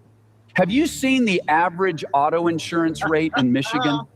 It's crazy. I don't know how anyone can afford to live there. Michiganders are paying nearly $2,900 per year on average for full coverage. Appalling that you would make a statement like this, a vicious statement like this, without talking to a single person about whom you made the statement. And I'm going to remind you, you know, you can only be young once, but you can always be immature. And you ought to think about that. Thank you, Senator. Thank you. Let me just say that I think that the treatment of witnesses is beginning to degrade a bit here. And I'm going to strike some commentary if it continues down this road. I think personal insults to witnesses are not appropriate, and I will not be tolerant of that in this committee. Well, could I respond, Mr. Chairman? You're going to fire away. I think you just called a. You're going to do what you got to do, but I'm going to continue to use my time. You bring witnesses as you're entitled to, and some of them are very good. Some of them have the credibility of Michael Avenatti, and I'm going to use my time when I think it's appropriate to test. I'm going to use my authority as chairman to test credibility, witnesses' credibility. So you do what you got to do, and I'm going to do what I got to do. Good behavior in. But if that is meant to bully me, you're talking no to attempt the to wrong bully guy. you. Okay. No attempt to bully you. None at all. It's to keep the witness and the committee free of bullying. I'm entitled to test their credibility, and I think one of our witnesses just got tested. That final. You didn't. That's all right. Wasn't just a savage ending. It exposed the entire problem with this exchange. Because when you strip away the politics, the titles, and the theatrics, you're left with one basic question. What did she actually know? She made a sweeping accusation about House Republicans and their motives. But when Kennedy pressed her, she admitted she had never spoken to a single one of them. That's the bottom line. She had an interpretation of legislation, but no direct conversation with the people she was accusing. And that's where the credibility issue exploded. Because criticizing someone's vote is one thing. Claiming you know why they voted that way is something completely different. Kennedy kept throwing alternative explanations at her. Maybe they opposed the legislation because they wanted to reduce spending. Maybe they believed the IRS was inefficient. Maybe they were concerned about deficits. Maybe they had completely different policy reasons. The professor could reject those possibilities, but she couldn't explain how she knew what was actually in those lawmakers' minds. Because she never asked them. And that takes us to the bigger issue. In politics, people are constantly tempted to reduce complicated disagreements into simple accusations. Someone votes against your preferred policy? They must be corrupt. They must hate the other side. They must have some sinister motive. But that's not analysis. That's assumption.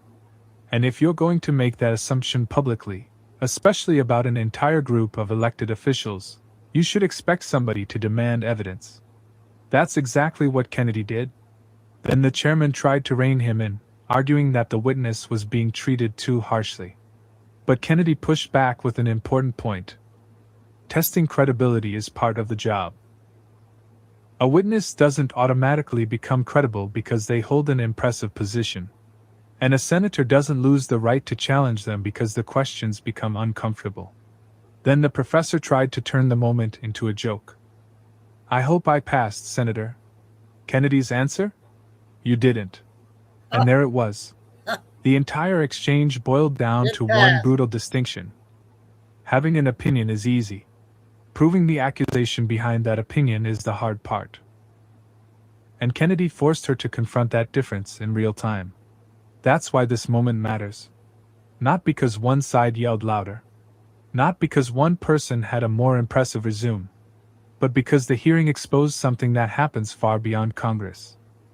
When you claim to know someone's motives, you better be able to explain how you know. And in this case, Kennedy's answer was brutally simple. She didn't. If you think Kennedy was right to challenge her credibility, hit that subscribe button and turn on notifications. We break down the moments the mainstream media would rather you miss. Let us know in the comments. We always play that channel. He does a good job. Okay, Billy B now, who came out.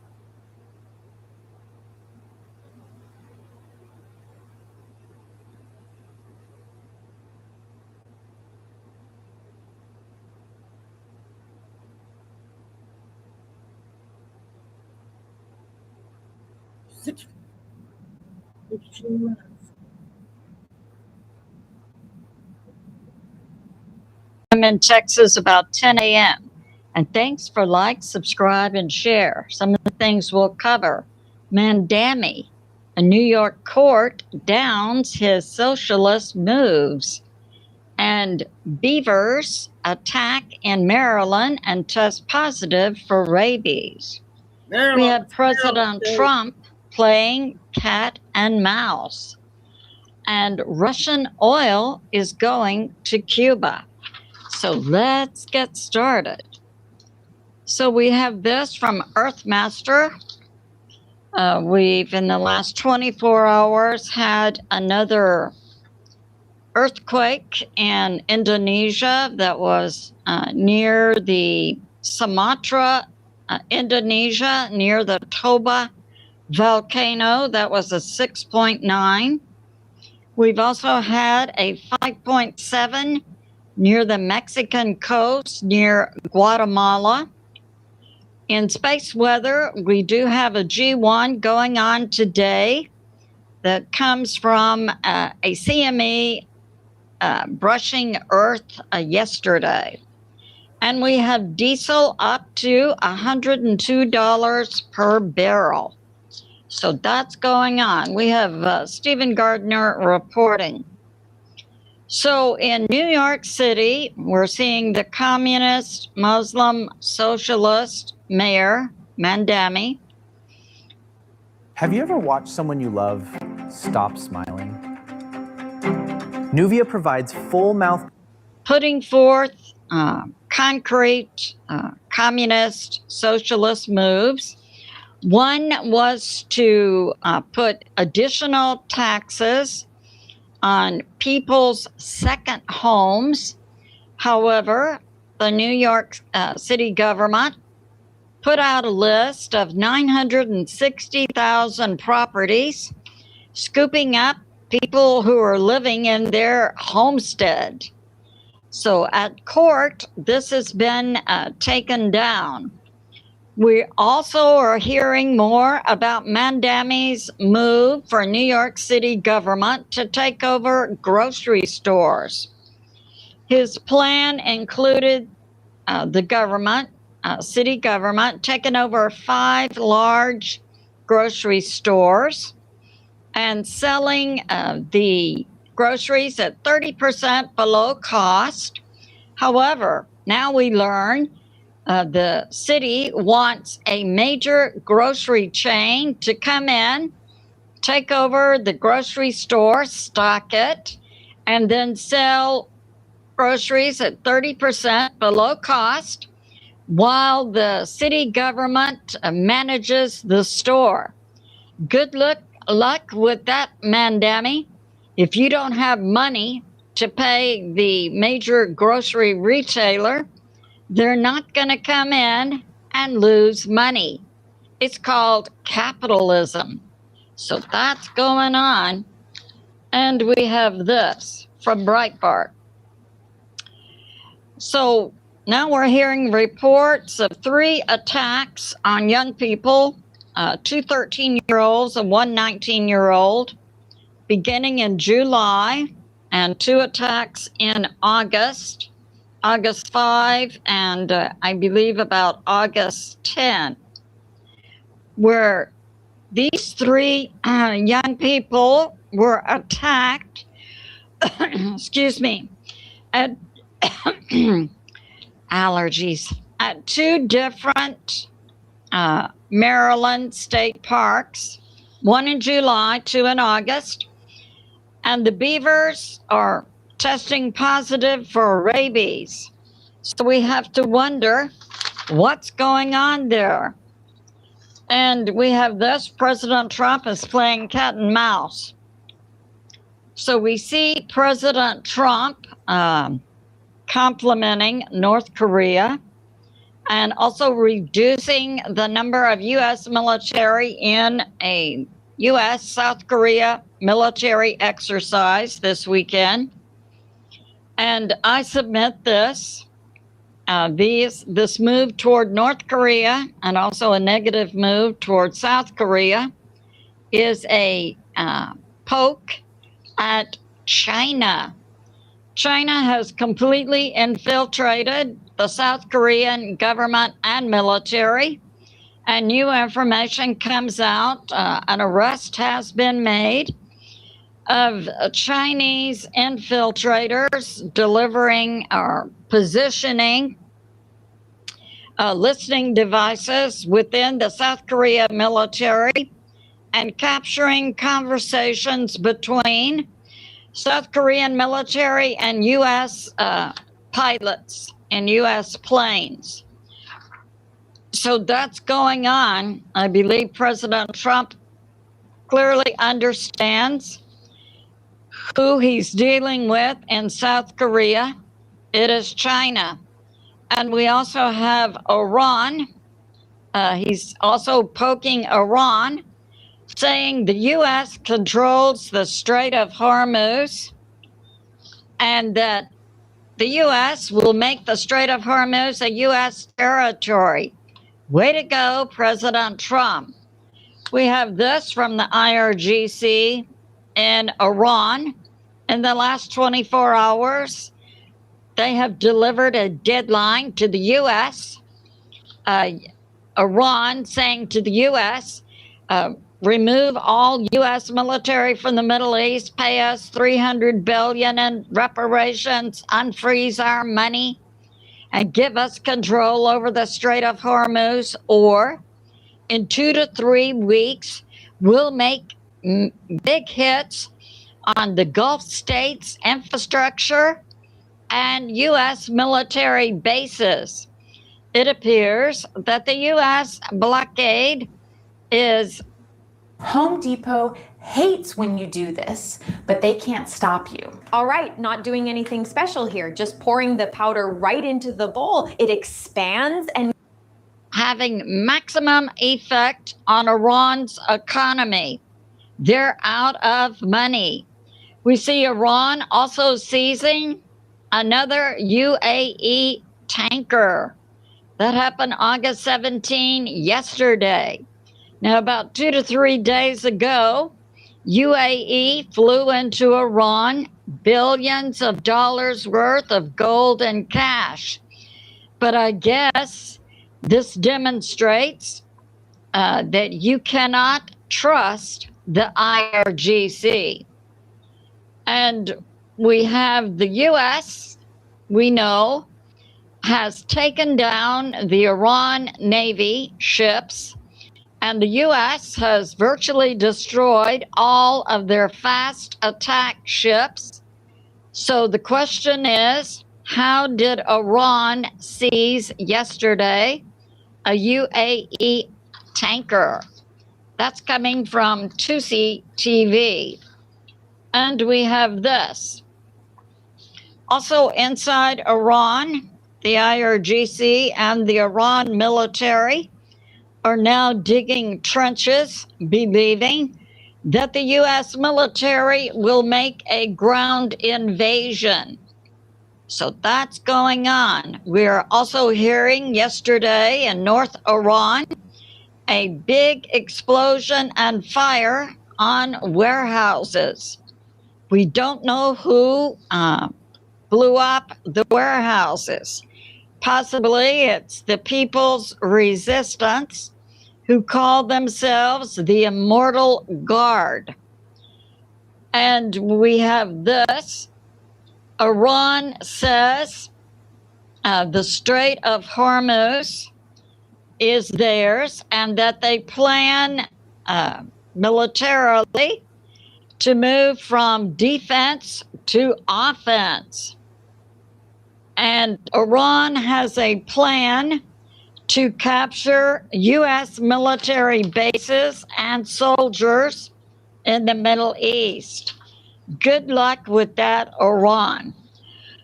Excuse me, from Newswithzman, that is a pro-Russian channel. Russia hit August 17 yesterday. Many locations in Kiev, including a UK drone manufacturer, Firepoint. And UK missiles called Flamingos are being used by Ukraine to hit Russia.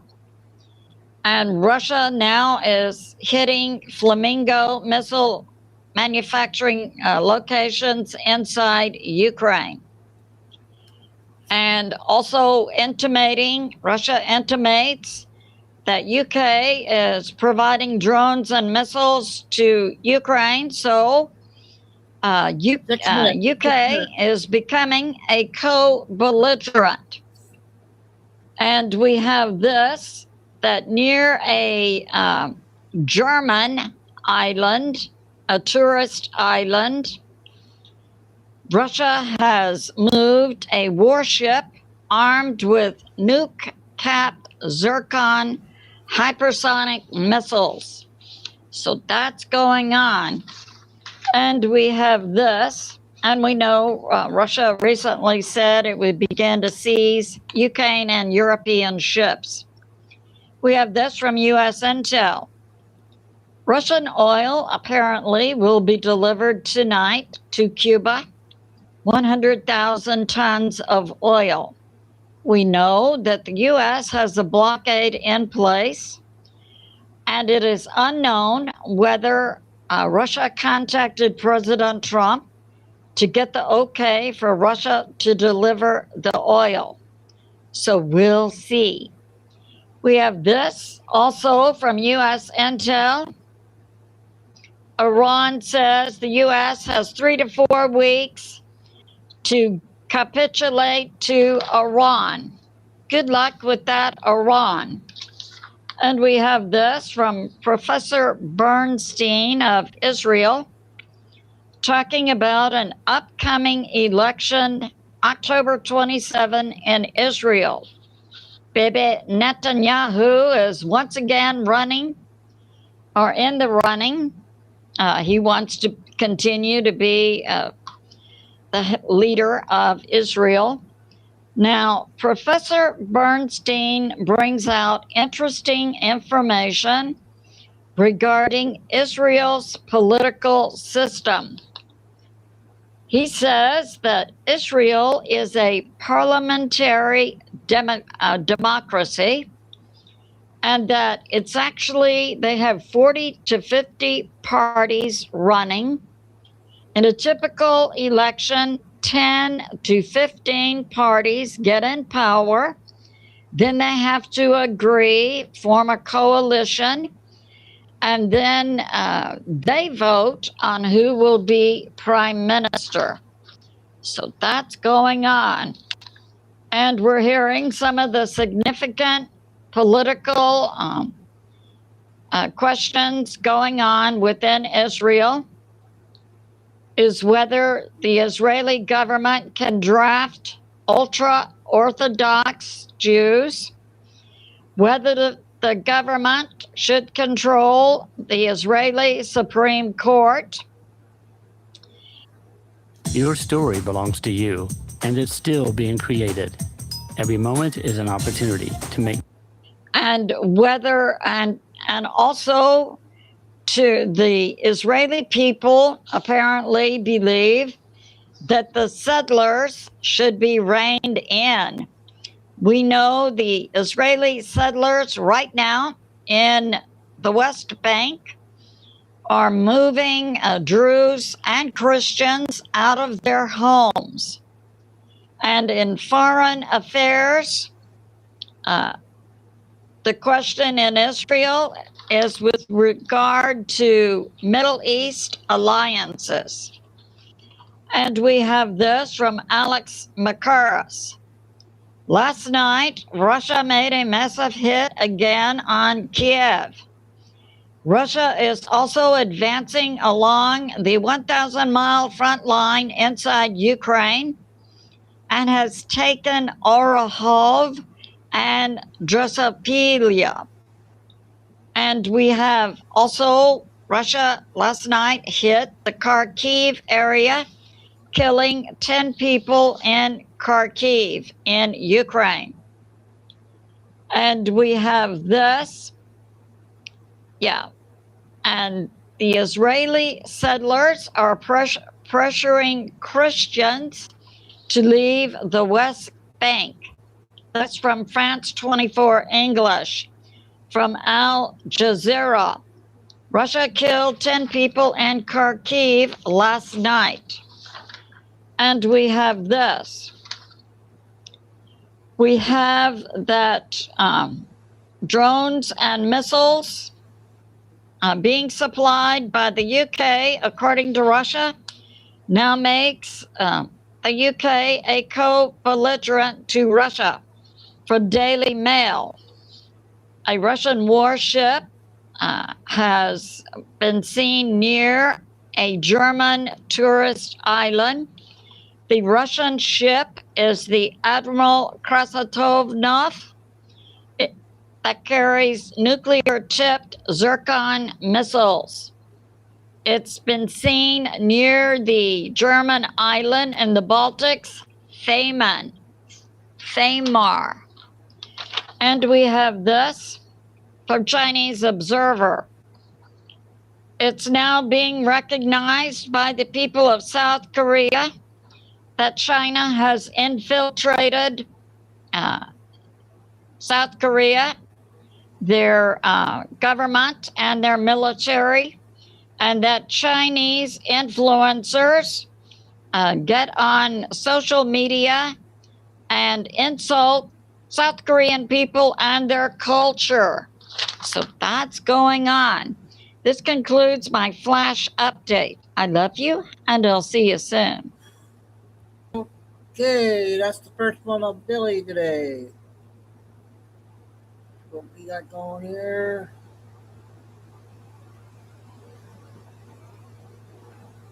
So this is the first Trisha video. What do you guys think of the replacement? Last week, and thanks for everything. I'll see you back here tomorrow. Oh. That news breaking last week, and it makes sense. You know, the timing kind of makes sense. You got midterms coming up. She just had another baby, and I think there's a lot of reasons for her probably wanting to do something a little bit different, like maybe take a job at Fox, right about now. As some kind of correspondent, the president has said that she will continue on as an advisor to him, as well as somebody who's very still active in the MAGA movement. So there's a way to do that, right? And maybe work more 9 to 5 than 9 to 9, 24/7. So I think that's part of it. The president giving an interview to a reporter there on Fox. Let's go to him talking about Caroline and how he replaces her, because who are you going to bring in? I have some ideas, but she is not going to be an easy set of shoes to fill. Here we go. Is Caroline Leavitt replaceable? No, she's not. She really isn't. She's standing right over there, and she's done a great job. But you have somebody in mind? She likes her children more than she likes Trump. I'm very concerned about that. It's a lot to juggle, right? And you said you support that going back. Is there somebody you have in mind that you'd like to see up at the podium to take over? You. How about you? She could do the job. I think so. What do you think, Caroline? I like it. I've always liked you. That's why I'm doing this. I don't do this that often. I get off, I make a speech, here I come off, and we see Alexis. You have done a great job. I appreciate it. Thank you very much. Anything else that I didn't ask you? You wanted to make news in this interview. So is Caroline Levitt? There we go. So, he's keeping his cards close to his vest at this point. He does do a lot of talking himself, right? So in actuality, I looked at the numbers. Caroline Levitt actually did fewer press conferences than her predecessor, Jean-Pierre. Remember her? She was kind of a disaster during the Biden administration, but it makes all the sense in the world because the president speaks every day to the press. So he doesn't necessarily need somebody standing in for him all the time. So who might it be? You guys are sweet. You know what? I could never do that job. And I'm going to tell you why, as much as I love the president. I am not a politician. Like, I'm way too honest. I am way too what you see is what you get. And I don't necessarily always think through spin first. Like, I'm going to take myself out for those reasons. I really don't. I mean, I tell you exactly what I think, whether he's right, whether he's wrong. I have my own view on things. Most of the time I think he's right. But, if I'm worried about the Iranians, I'd be the one who get up there and blab, well, we can't really trust them. Da, da, da, da, da. And that's not your job as the PR person for the president of the United States. So I would be the worst PR person ever. I promise you that would not be a job you'd want to see me in. But there are people, think about Alina Habba, for example, who was his attorney. And she was great in front of the press and she was great with the press. And she has that attorney background where she can just always talk his book, right? Whereas, me, like, I'm an opinion maker on a podcast. So you hear my opinion. You don't want to hear my opinion. You want to hear whatever the representation is from the White House and for the president. And so as his spokesperson, I think she'd actually be terrific at it. What do you think, Alina? Anyone? I think she'd be really good. I think there's a lot of people that have had a background in television that would be great, that also have that background in politics. Because again, it's different. I'm sort of the, journalist who came up, two sides to everything, et cetera. And I like this job because I have it forces me to always have an opinion. I want to know what I think before I get out here and I spout off to you guys. And so I try to look at all sides always. And it's a big part of what I do, but it means I have my own biases, and those biases, I wear them on my sleeve and they're very evident. And sometimes they get me in a lot of trouble. Right? Just ask Fox in 2020. But I'm willing to take those hits. I think as the press person, again, it's a different kind of job, and you need somebody who can really deliver the party line, is consistent on that party line, and doesn't deviate. So I kind of think, possibly Alina might be a good pick for that. There's others that maybe are at Fox that maybe want to do something a little bit different, or at Newsmax, or plenty of these conservative networks that also may have a political background. Because a lot of those contributors there, in fact, even some of the anchors even, have had those political backgrounds. And so there's probably, I'm thinking, a very, very deep bench, and he's going to find someone great. Somebody suggested Tommy Lahren. That would be interesting. That would be very, very interesting. Although Tommy, too, she's a little bit like me. She's kind of unpredictable.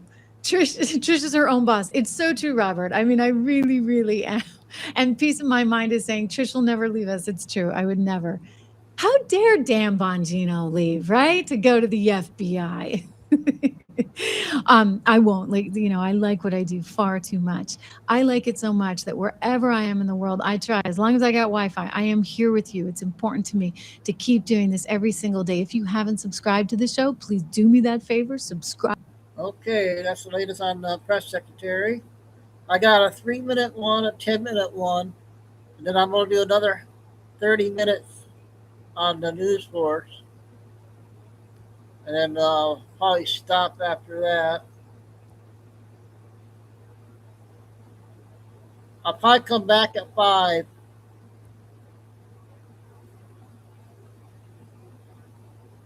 This is what Billy was saying about the explosion. 3 minutes. Very, yes, 2 shows today. A lot of trying to get that news sports video in. I'm going to do another 30 minutes here shortly, then save it. Rest for the second show. Everybody's at work today at this time. So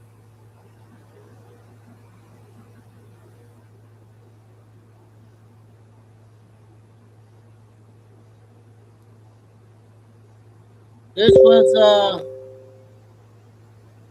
Oklahoma pipeline. Oklahoma pipeline.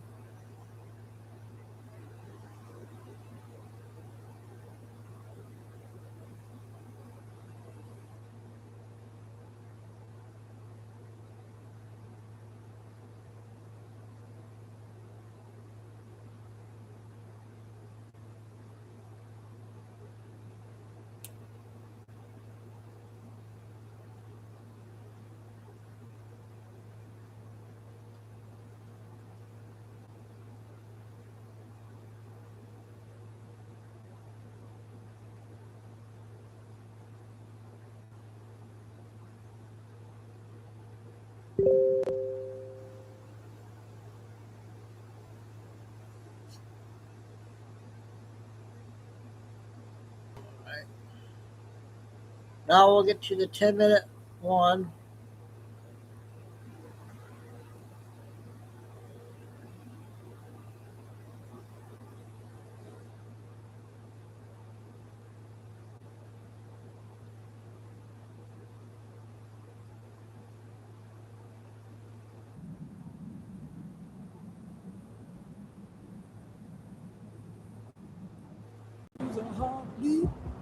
Summer's here, and right now get 0% financing for 5 years. I will tell you, the states that choose not to participate with the state program and they choose not to participate in securing the elections, we will make sure that we make those states a priority to look at who voted in their states and hold then the election officials accountable. If the election officials, once we gave them the information they need to secure their elections and they chose not to, then those individuals can also be held accountable by fines, by penalties, and even, depending on how far it goes, prison time. America, the federal government offered every single state a simple deal. Check your voter rolls for non-citizens and keep your disaster funding. 26 states said no thanks and sued the government instead. Here's the little plot twist. 2 days before one of those states filed the lawsuit, it was their own governor that stood at a podium and confirmed exactly what the check was supposed to find. We've identified 250,000 non-citizens registered to vote in just 4 states. Mind you, we have 46 other states. And just 4 states, we've identified 250,000 non-citizens registered to vote in California, and Pennsylvania, New Jersey, and Nevada.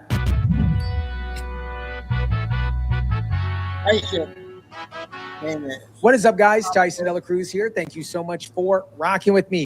Here is the plain version. FEMA runs a grant called the Homeland Security Grant Program. Over $1 billion total, and it pays for counterterrorism, cyber attack defense on power and water systems, border operations, wildfire and flood response. This isn't a simple slush fund here. This is the money that actually shows up when the towns get flooded or catches fire, except for California. This year, the federal government attached conditions to that specific money. It's super simple. Just check your voter rolls. Check your voter rolls against the federal database. Move toward hand-marked paper ballots. Run manual audits. 26 states plus DC went to court instead of just running a simple check.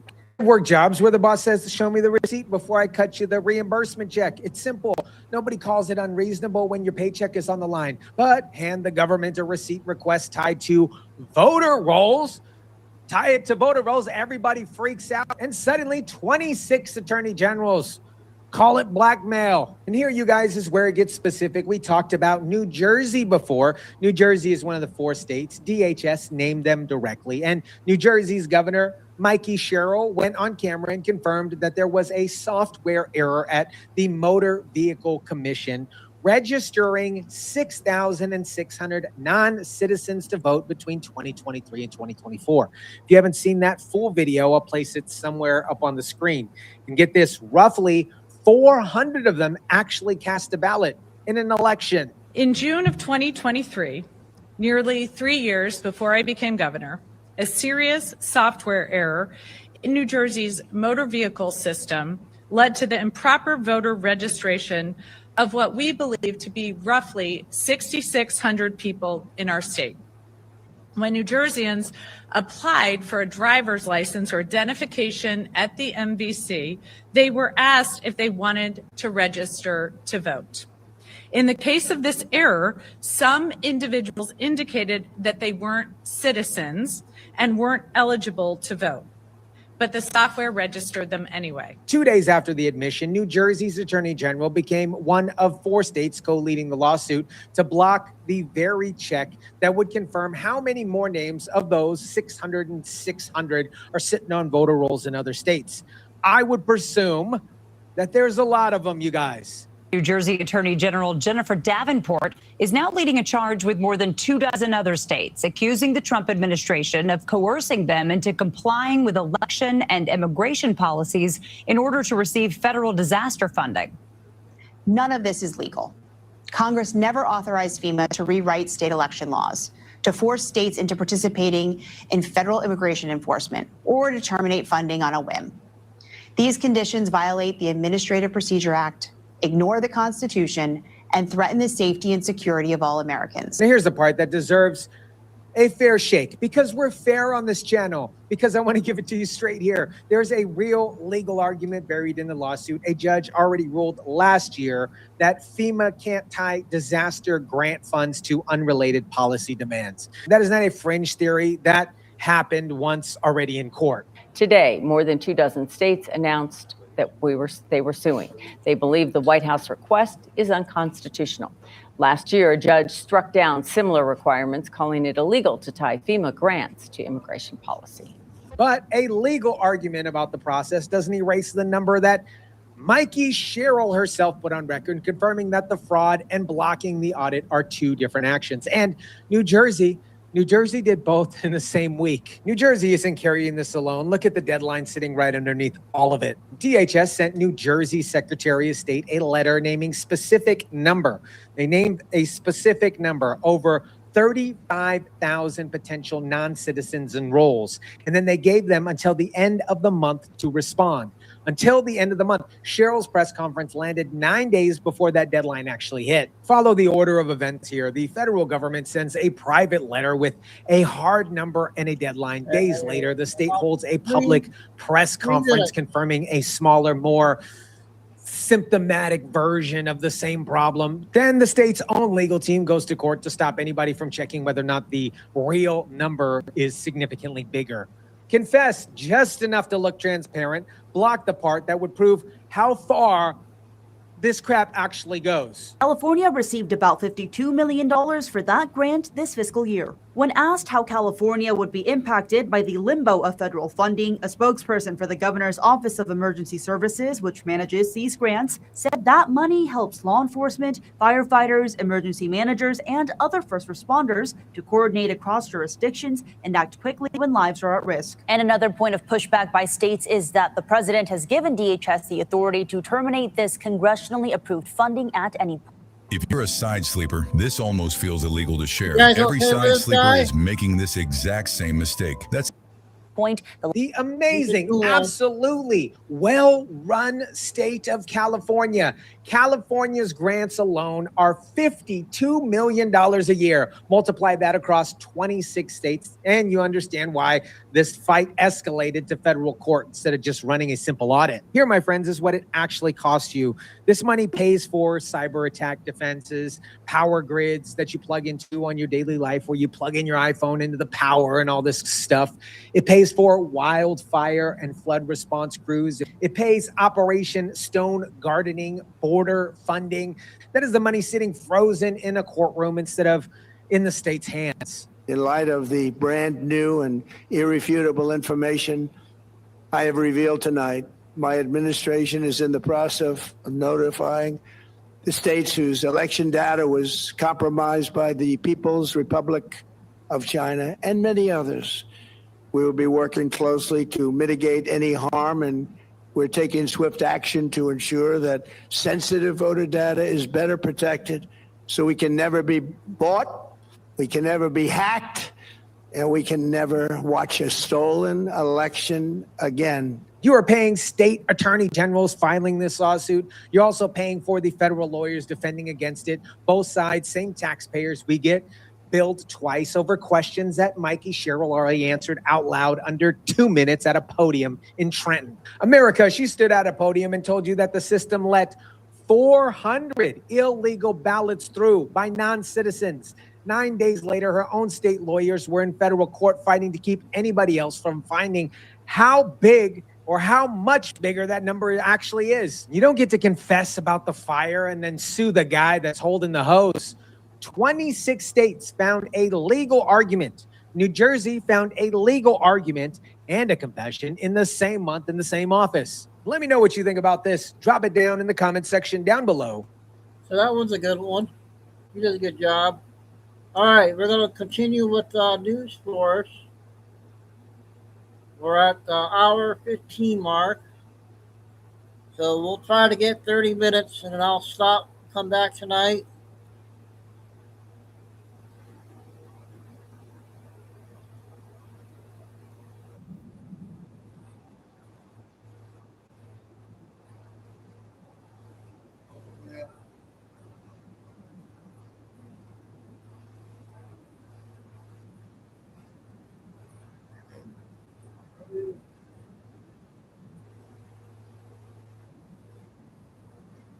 Okay, we're right on here.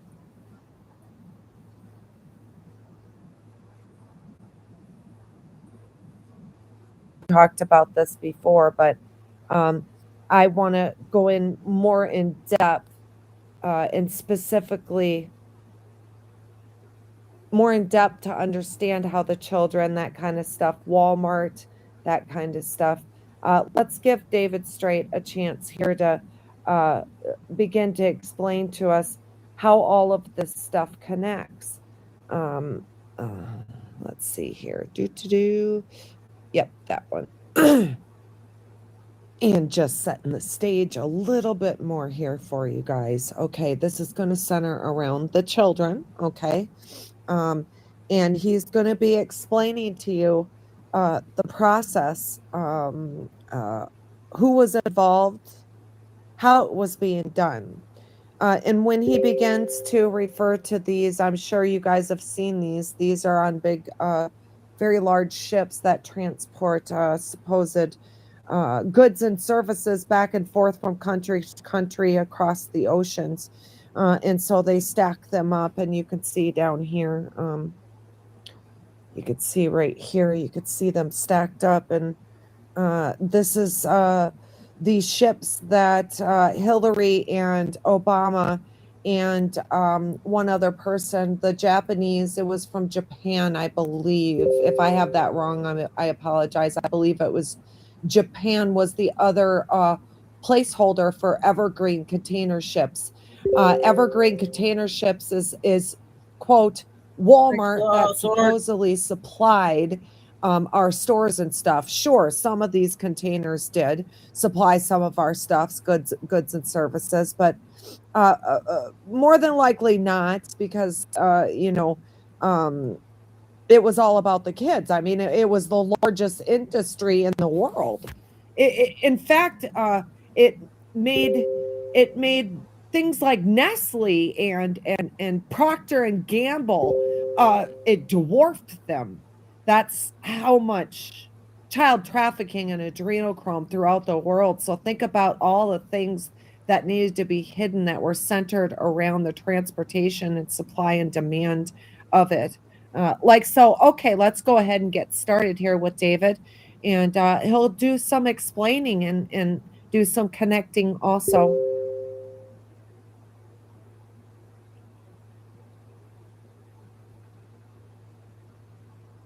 We have the sheep. They go about their daily lives. They don't know anything. We got the sheepdogs. That's the ones that stand and try and protect the sheep from the wolves. And we've got the wolves. And then we have the BAMs. Okay? These guys are Illuminati. Did I spell that even close? Who cares? Who cares how I spelled it? Illuminati. They drink the blood of children. They live off adrenochrome. How many people use Google? How many people use Android? You know you support child trafficking? What is Google's operating system?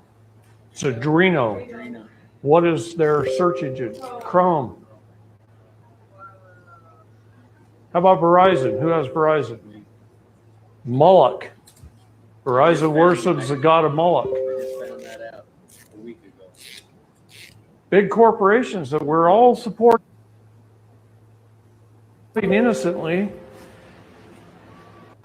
and you're supporting child trafficking. They fund it. They create foundations to pay the wolves to traffic the children.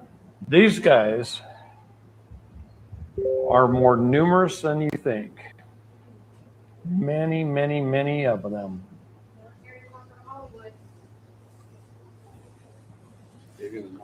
It's bigger than that. I've heard that they've got armies. Oh yeah. Ready to Protectorates. and armies ready to. What if I told you most of them pose as if they're helping the children? Yeah. What if I told you some of them were UNICEF? And I want to stop right there because that's what I'm going to point out to you tonight when we're through with this. I'm going to show you what triggered me to want to show you guys all of this. I've been waiting quite a while for something specific to pop that could be so dead on that nobody can deny it. And when we're through here with what he's saying right now, he's talking about where did the children come from? They come from CPS. They come from, yes, CPS was involved, is identical to Walmart. Walmart and its paper towels and its toiletry section and all that stuff, that's the front. We were the front for what was really going on. And that's their whole world. We're the front for what's really going on behind the scenes. In fact, Walmart and its stores are a nuisance to the industry of adrenochrome and child trafficking. It's a pain in the butt, but they have to have it in order to cover up what's going on. Like so. What if I told you they were a lot of ex-military groups with special arrest powers working under, say, Veterans for Children? So that's what I heard just recently. And they're protecting the Illuminati and the vampires. Just recently I read that they've got all these ex-military. And what if I told you that they put a price on the head of people like Tim Holmseth and me and others? Yes. Many, many, many vamps. But here's the group I want to talk about right now. These are county commissioners and mayors and attorneys and judges, police officers, SWAT team. For those of you that are wondering why I put these audits out, that's an example. We have to bring them down. Right now, we are at a local level. Guys, you have to get up and get in there and get to these meetings. You have to start digging into who your mayors are and what they're doing. Okay, not only are they stealing our tax-paying dollars to do it, but like he said, they're vampires. Okay, they are a part of the system of the child trafficking behavior, and they have to go. Leaders. They're in our communities every day. And they're running legal businesses on the side. What if I tell you I know a SWAT team leader in California who, when he was in the United States Army stationed in Washington, that the attorney that I was telling you about formed 3 corporations just for him under an alias name. 3 corporations while he was in the Army. After he left the Army and he became a police officer and he graduated his way up to SWAT, and he's a SWAT team leader for 2 counties. He's won 2 awards in the state of California for the #1 in surveillance in the state of California. And he's protected by everybody, but he also protects everybody. What if I told you in the state of California, in 41 counties, the sheriff is also the I went through coroner? this for a little while And what if I told you he's also in the Masonic Lodge? on the second show. And sometimes the sheriff's office, the Masonic Lodge, and the coroner's office is.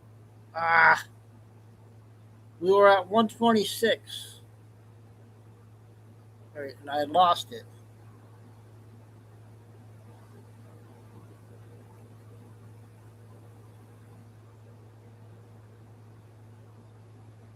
Ah, darn it.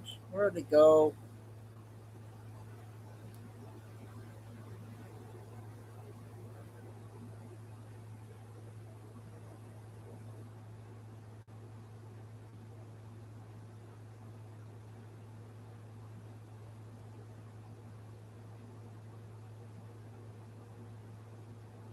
Well, a very happy Sunday evening to all of you, and a good morning to all of you around. Just tells you what are all these people on these islands, up to and doing, and how many people live there.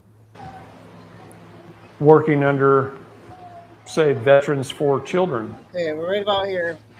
124 was that one. So that's what I heard just recently. And they're protecting the Illuminati and the vampires. Just recently I read that they've got all these Oh. ex-military. And what if I told you that they put a price on the head of people like Tim Holmseth and me and others? Yes. Many, many, many vamps. But here's the group I want to talk about right now. These are county commissioners and mayors and attorneys and judges, police officers, SWAT team. For those of you that are wondering why I put these audits out, that's an example. We have to bring them down. Right now, we are at a local level. Guys, you have to get up and get in there and get to these meetings. You have to start digging into who your mayors are and what they're doing. Okay, not only are they stealing our tax-paying dollars to do it, but like he said, they're vampires. Okay, they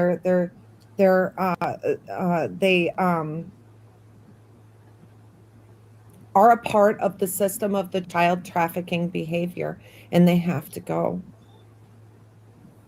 Leaders. They're in our communities every day. And they're running legal businesses on the side. What if I tell you I know a SWAT team leader in California who, when he was in the United States Army stationed in Washington, that the attorney that I was telling you about formed 3 corporations just for him under an alias name. 3 corporations while he was in the Army.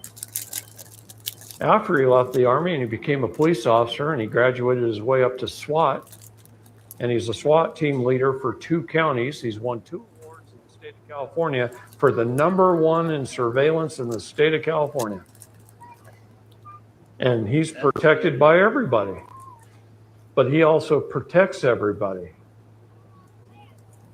What if I told you in the state of California, in 41 counties, the sheriff is also the coroner?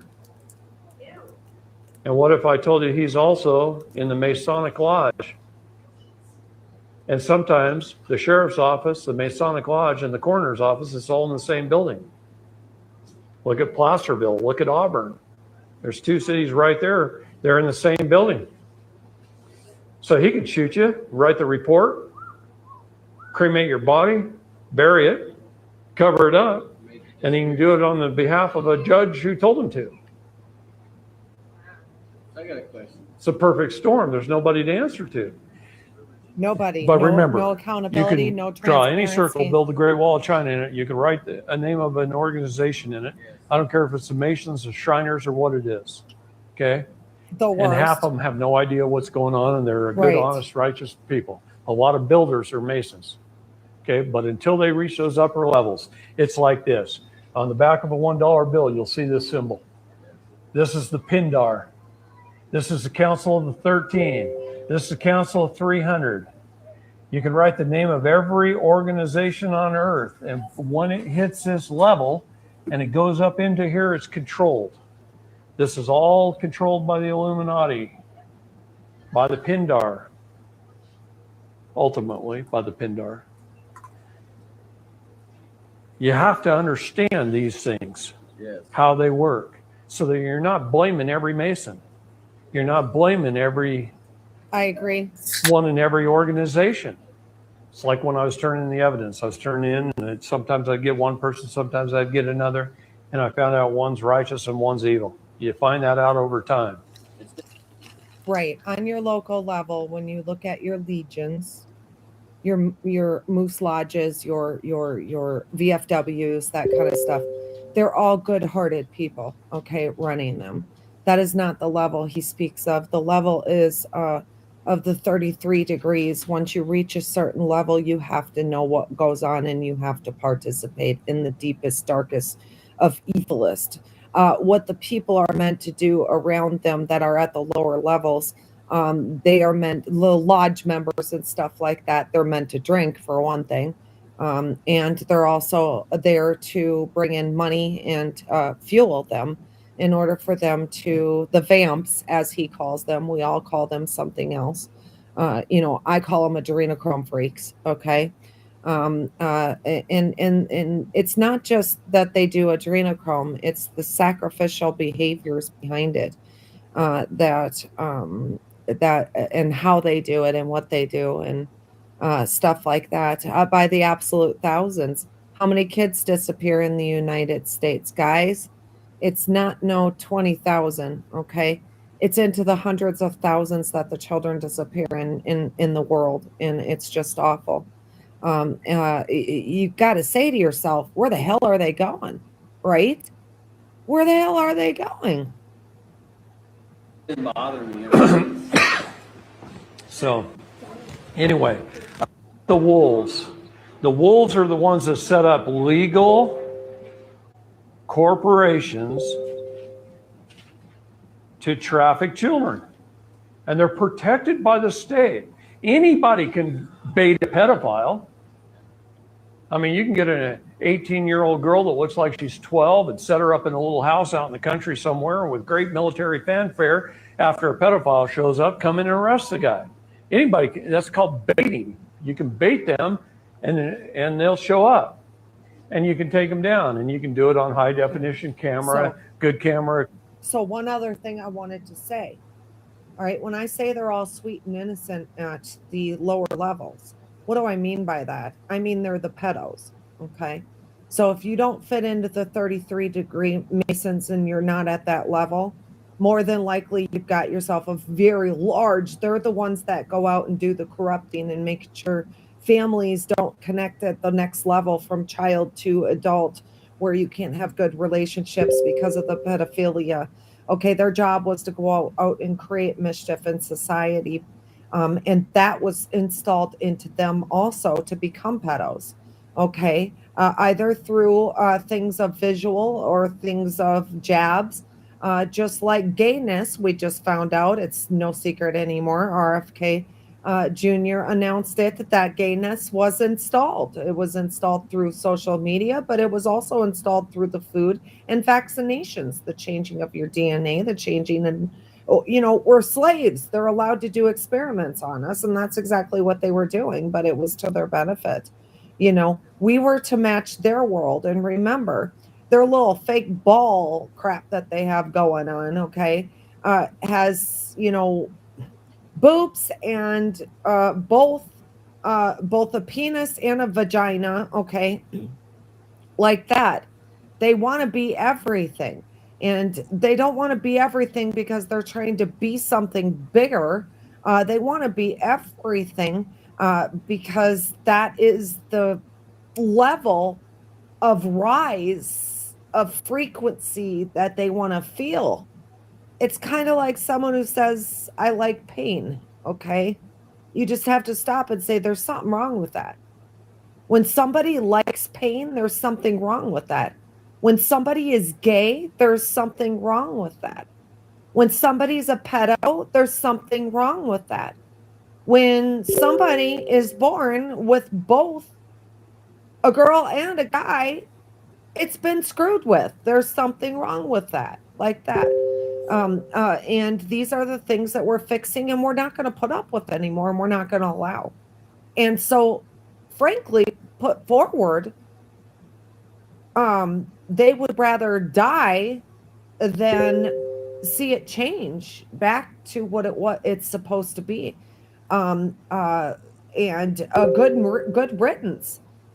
Because when your DNA's been messed with to the point where, well, all right, for the gays, you guys can fix things.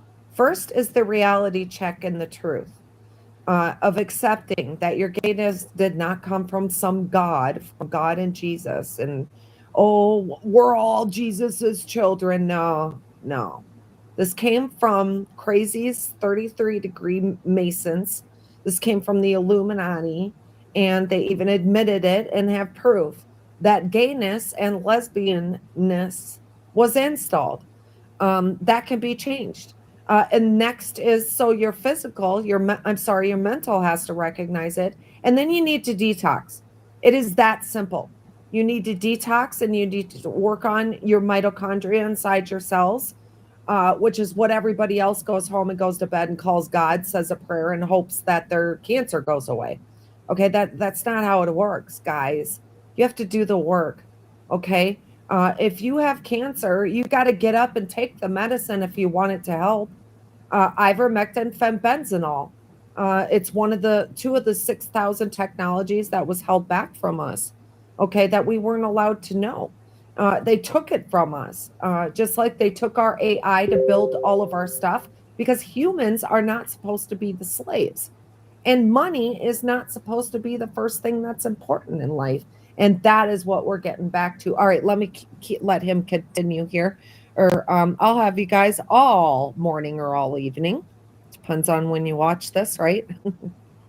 Equipment, and you can put that on the air, and you can raise a tremendous amount of money off that video. I'm just going to back this up just a little bitsy bit here. Okay, here we go. The wolves. The wolves are the ones that set up legal corporations to traffic children. And they're protected by the state. Anybody can bait a pedophile. I mean, you can get an 18-year-old girl that looks like she's 12 and set her up in a little house out in the country somewhere with great military fanfare. After a pedophile shows up, come in and arrest the guy. Anybody, that's called baiting. You can bait them and they'll show up. And you can take them down, and you can do it on high definition camera, good camera equipment, and you can put that on the air, and you can raise a tremendous amount of money off that video, and you can use it. Okay, you know right away. You know right it is. There she blows. Evergreen. We heard that. Hillary Rodham Clinton. See, when we remove the politics, the right, the left, and we start to look at the evil, George Bush was evil, Hillary Rodham Clinton's evil, Obama's evil, you start to really recognize that these are big corporations doing some very, very, very evil stuff. I'm not going to write the name down here. These are 3 cargo container companies that we've identified as child trafficking companies. One is owned by Hillary Rodham Clinton's foundation. One is owned by Paul Pelosi, Nancy's husband. Okay, so we went into Pier 45 in San Francisco. We burn it to the ground. When was this? A couple months ago. Yeah, I'm going to show you something on that. Okay, in Beirut.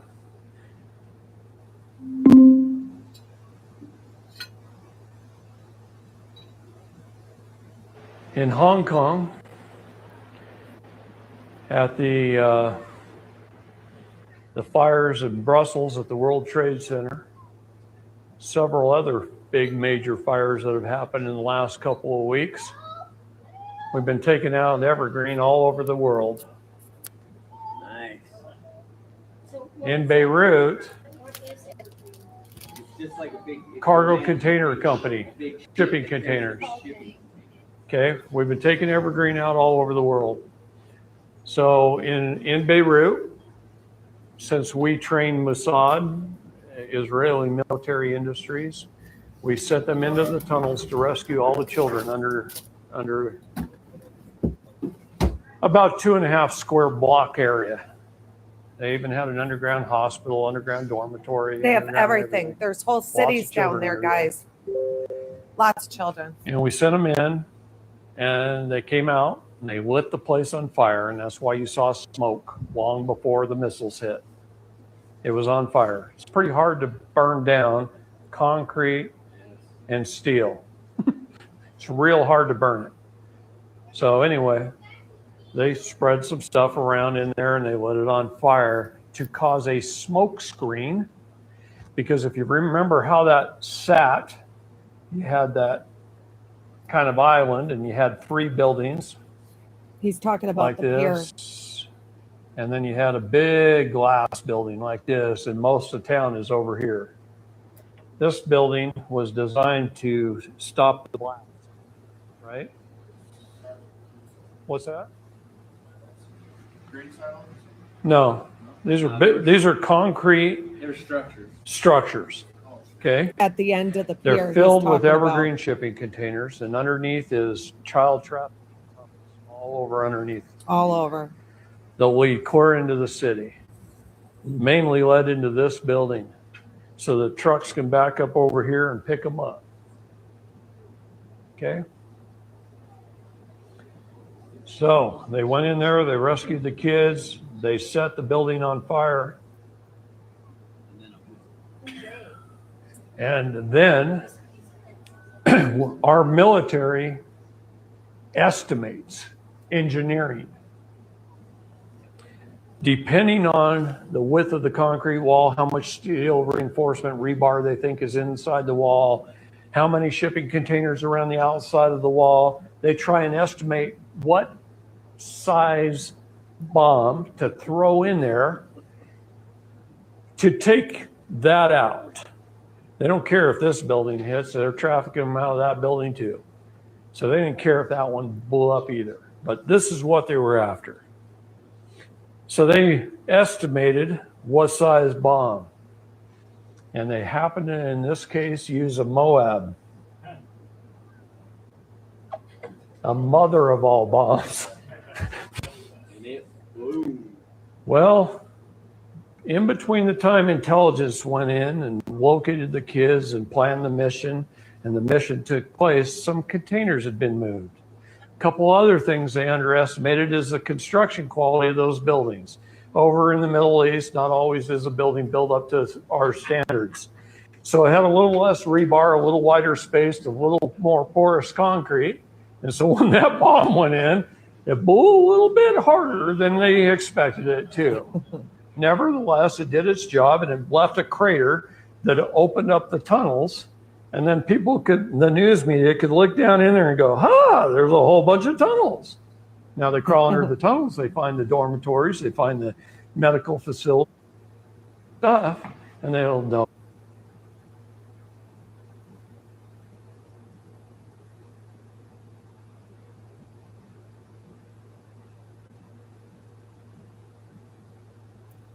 Oceanside Pier, it is, guys. Structure near Ruby's Diner. Okay. Straight up, if you've ever seen Goodfellas, when you see the boys run in there, they were burning down their own stuff. They burned down that restaurant because of what was behind it. Kind of like that, you know. And responding was 144 firefighters and 34 engines. I mean, all sorts of signs all over the place. Of course, that it was us that did it. But I have a report for you right now on that coming out of Real Raw News, so you guys can see that. Revenge of the Red Hats. published by Real Raw News. Real Raw News has learned that Colonel Kurtz, leader of the Red Hats, has claimed responsibility for a blaze that engulfed part of a pier in Oceanside, California, Thursday afternoon. The inferno erupted at the far end of the iconic pier at 3 p.m. and swiftly engulfed a vacant building, formerly Ruby's Diner, which closed permanently 3 years ago when the now-deceased Gavin Newsom's pandemic policies forced countless businesses into bankruptcy. As the fire grew, footage showed flames ripping through the diner and plumes of black smoke soaring into the sky. Approximately 200 firefighters and 3 Coast Guard ships fought the conflagration as helicopters dropped thousands of gallons of water onto the fire, trying to save the pier. Their efforts saved the dock, but the flames gutted the building. Fire officials have yet to determine what caused the combustion, but they haven't ruled out arson. We know. Arson, or what some might call justifiable arson, does appear to be the cause, a source in General Smith's office told RRN. He said that on Friday General Smith received from Colonel Kurtz an email in which the Red Hat leader admitted that his forces had set the building aflame because the deep state had used the shuttered restaurant as a waypoint in child trafficking operations.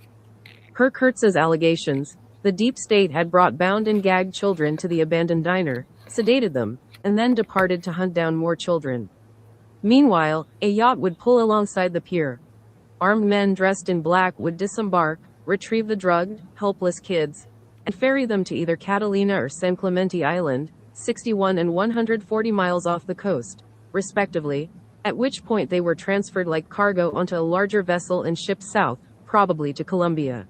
See how it connects. Colonel Kurtz wrote that his How they get the intelligence kids. network proved that the deep state had been using Ruby's Diner as a child trafficking transfer depot for at least 18 months.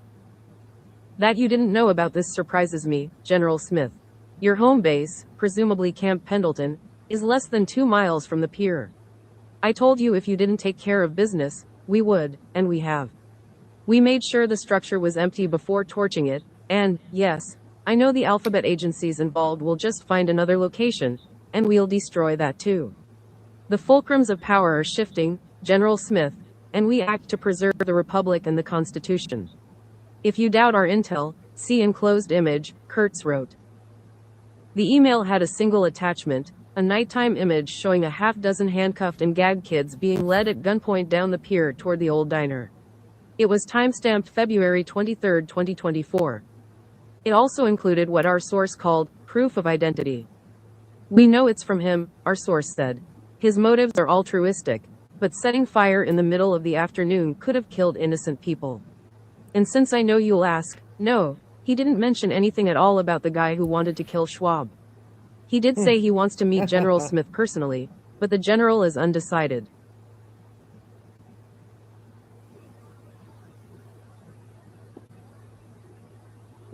So we can all get an idea from listening to this exactly how they do it. This is just one little tiny way that they do it. There's so many different ways, but if you don't know who the Red Hats are, here let me tell you about our world and the true fighters in this war. So you have the Cabal, and then you have the White Hats. Okay, there's the split, and underneath the Cabal, there's a lot more channels and chains and stuff, and underneath the White Hats, there's channels and chains. Trump is a fictitious character. It's actually every time you hear Trump's name, put the military's name there, because we are under military control, and that's who's controlling the whole situation, and they're called the White Hats. Now, off of the White Hats inside the military is a group of what's called Red Hats, and whenever the White Hats are lagging or there's a bad apple they've come across that won't do their job, they just step over them. This group gets together and they step over them in the military and do it for them. If you go back through Real Raw News, if you punch in like Yandex or something like that, Real Raw News Red Hats, it'll all come up. Or go over to News Force on Telegram and go up to the top and punch in Red Hats. And all of the articles under Real Raw will come up, and anything else I put will come up about them if you want to learn about them, because they're hard to find articles about, because the rest of the world acts like there's no such thing as white hats, let alone some red hats, but clearly we can see. And I don't think it was a bomb, like he is saying. What I believe it was direct energy weapons, because that is what they use to blow up everything, to blow up the domes. Not all the time. There is sometimes bombs, but most of the time it's to blow the domes up with, and that's where the orange screens come in, and we'll talk about that in a minute too. So clearly you can see that if the white hats don't kick into gear, then the red hats step in and they say, okay, enough's enough. Now we're going to do something about it, like that. So, but here was the ultimate that came out of the pier. This video from a couple weeks ago, right? The iconic Oceanside Pier on fire, flames, smoke seen for miles. Well, today, most of it is back open. NBC7's Brooke Okay. Martell Didn't is take in long. Oceanside with an update for us. Hi, Brooke. Hi, Monica and Jackie. The city says that 80% of the pier is back open. Now, a portion that is still gated off is still several feet from that vacant restaurant building that burned, as we know. Now, meantime, many people feared that this day wouldn't come as soon as it did. So you can imagine how they felt getting back out here again. On Friday, there is no place all of these people would rather be. I just happened to be here. I live a couple minutes down the street, and I was like, wow, like people are walking on the pier. So I'm really excited about it. We're down here quite a bit. Yeah. For Jack Brower, he was also happy to be back in his normal routine. It's probably our number one place to walk. And if you're not walking the pier, you're fishing off of it. Right now, we're fishing for halibut. Derek Tiller has been fishing this pier for years. Just about every day. Some were caught a little off guard. They were back at the pier as soon as Friday. Very surprised. I figured it'd be closed for months. But yeah, we're really happy. A controlled operation. Especially because this was the scene just 15 days ago when the far west end of the Oceanside Pier caught fire, destroying a vacant restaurant and operating restaurant known as the Brine Box, leaving so many feeling heartbroken, really, because this is absolutely a staple of Oceanside.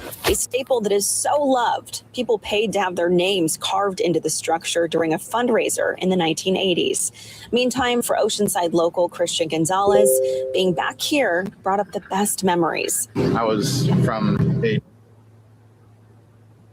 All right, guys, let's try and tie some of this together with this last video here. Before we head back to the maps, they're going to go ahead and tell you a little bit about Walmart. Beside it, or through it, or in it. And how this all ties in to the children.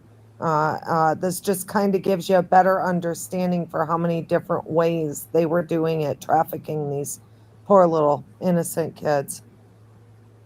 Yeah, future side of Metro Rail Crenshaw, MLK. Martin Luther King Station. Yeah, this is a story. Now, this is also going to tie in to Operation Warp Speed, because what they were going to do with the Walmart facilities during COVID, which would have started in 2025 instead of 2020. Okay, what they were going to do to those was flip them. If you look at Walmart, you can clearly see that they look like they could be prison type structures. Look at the front of them. Look at the top. You can see they look like guard stations. All they'd have to do is put the metal fencing around it, and they have it. They really were ready to kill six birds with one stone. But in came 2016, and in came the interruption of that next 8 years, which pretty much brought their plan to a screeching halt. To a certain extent, between the 3D and 5D, during those years, the deep state kept trying to pull back by continuing what they were going to do anyways. They just started the plan 5 years too early, and that ruined it. destroyed it. But here's a little more about good old Wally World. They had their mitts in on everything. They were made in the first place for child trafficking. So we say trafficking, we might as well just come out and say child killing, raping, drinking of their blood, all of that good stuff. Or that they're building this at, because you're looking at this on Google Street View. So this these images are months to as much as a year old, and they're, as you can see by looking over the fence here, it looks like some tents and some various things. It's because this site is under construction. They're finishing up this underground tunnel system at this Walmart. Strange thing is, this Walmart was just announced that it was going to be closed. Okay. If you take a look here at this article, you'll notice that this is one of the ones just announced it's closing. This is a news report, January 15, 2016, California Walmart closures announced. And here's your Crenshaw Boulevard address. Okay, so here's your underground tunnel system. Here's your Walmart that's closing. And I highly suspect that here is your new prison.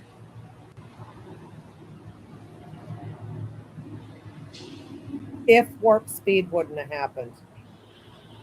Your new Walmart, another one of the Walmarts that are closing locations, 8400 Edgewater Drive in Oakland, California.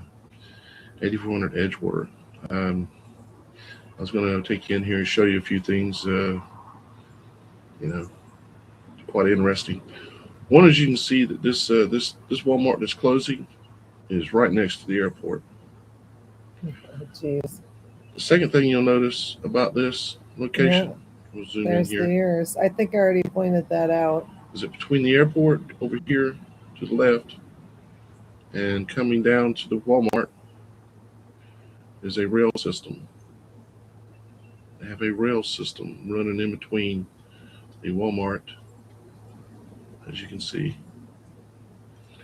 Walmart and the airports, and you got a rail system.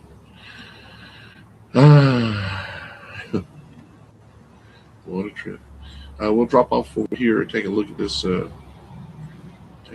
rail system.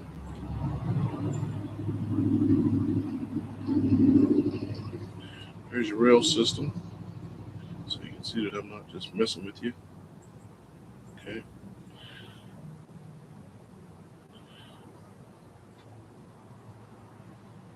There's your Walmart back over there in the distance. If we jump over here, we can even see it. There it is right there. That's the Walmart. So you got your rail system, you got your airport. I did do some more looking around the entire area, trying to see if I could see anything else. And other than the fact that it's located by rail and it's right by the airports, it's anytime back when Hitler was had all of his camps and things like this, they had railroads, okay, and they had airports. You can count on it having an airport and a railroad nearby. Guys, this is going to be another FEMA camp. You may think I'm crazy, and you've got the right to say that. I understand that, especially if you're new to this kind of information. I definitely understand that. Here's Okay, I got 10 minutes, guys, and we'll be at 1 hour left. And I'll save that for tonight. 10 more minutes. 151 East 5th Street, Long Beach. Another Walmart that's being closed right in the middle of a huge metropolitan area. No, not because they're losing money. Let's take a look around. As you immediately notice over here to your left, you have an industrial area and you have railroad tracks. The railroad tracks even lead out to a marina, more than a marina, a complete shipping area, as you can see there at the bottom of the screen.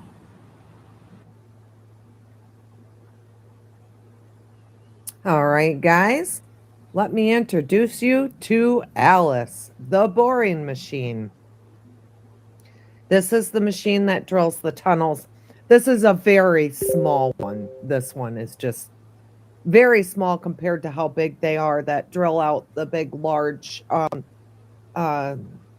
tunnels leading to cities and stuff like that. They're just absolutely massive. They would go way up and then come way, back down like that. They're Mongo, and you'll see them here real quick. Relates directly to Alice in Wonderland and the rabbit, and all of that goes together about the Alice in Wonderland is all about the tunnel systems and adrenochrome and about that world. Most of the nursery rhymes and most of the Disney movies all directly relate, especially the earlier ones, to adrenochrome and child trafficking and that kind of stuff. Let's just get a little bit of a listen here and let's see what they have to say. Listen in for just a minute. Why they laid off people with an hour's notice, 500 people at a time in various cities across the country. And I've just kept digging into this, and I've spent weeks at this point digging into this situation. I will have a full-blown report on this, a special report on the Walmarts and why the booms are going on. I'm going to cover a little bit of it with you here, just so you have an idea of what's going to be coming and the detailed report that I will be putting out. As you can see here on the front of this drill, this is the Walmart logo. You're familiar with the Walmart logo, I'm sure, right? Walmart logo that looks like this. There you go. Okay. It is no coincidence that the markings on the front of this drill that they chose to put on there match the Walmart exactly. And the reason is because they are tunneling under all of the Walmarts. Well, I say all, probably not all. Okay, it's a large number, and it's happening all over the United States. And there's a preponderance of evidence that I've been able to find.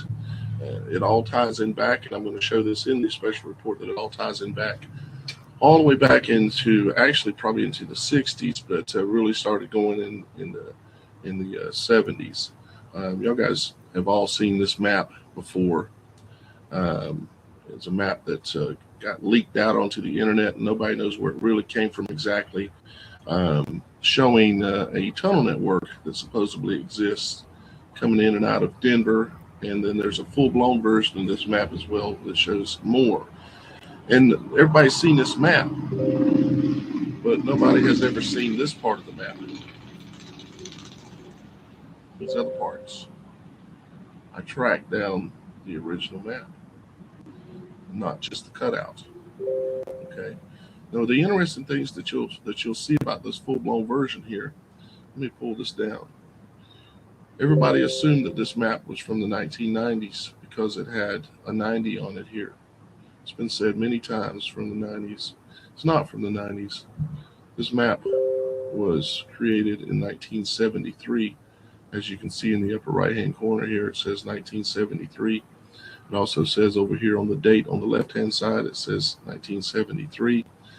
This map was, as a matter of fact, it even says 1960-something, but was stamped over, said 73. This map was put out in 1973 saying that these tunnel networks existed. So what this means is that these tunneling systems have been put in place since the 60s, maybe even the 50s they started. We all know that all major cities around the world have tunnels underneath them. Maybe they even exist in your city, or even they exist and you don't know it. But they've gotten very elaborate with these tunnel systems now. And they have tunneled and had 45 years to tunnel all over the United States. And they're connecting them with all of the Walmarts. And I know that sounds crazy. It might sound like they couldn't do it, but they're doing it. Myself, I'm an ear witness here near Charleston, South Carolina, and I hear almost on a daily basis, I hear a boom that's coming from underground. And it's an ongoing thing. I've probably, in the last 2 weeks, probably heard 20 of them, something like that. One that was really loud, shook the house, shook windows, sliding glass doors, everything. Now, you're looking at. Now, I just want to point one thing out. Here's Midland, Texas, right here. Okay. And I'm pointing this out because we have hard concrete evidence that a couple of years back, I actually remember that night, and maybe many of you will too, where that night in Midland, Texas, they went ahead and they got struck by terrible, terrible tornadoes, and we actually had a fight with FEMA there and battled it out. And a couple of tornadoes destroyed that area that night. And from that day on, all you could see coming out of Midland was tunnel after tunnel after tunnel for mile after mile being blown up. Still to this day, as soon as he finishes up, we'll go in a little bit more on this. And then I'll show you on the map. We'll take a peek and see how Midland's doing and how many tunnels are being blown up today. Okay, let's continue. This logo here. Well, that's actually not a logo, but we know what it is when you can see that it actually matches to this. It also matches to this, and it also matches to the Jewish star. And it is a big thing, just like George Bush said back in the day. It's a big idea. It's a new world order. And they've built these tunnel systems all under the country. And what do they intend to do with these tunnel systems? Well, they're going to be multi-purpose, of course.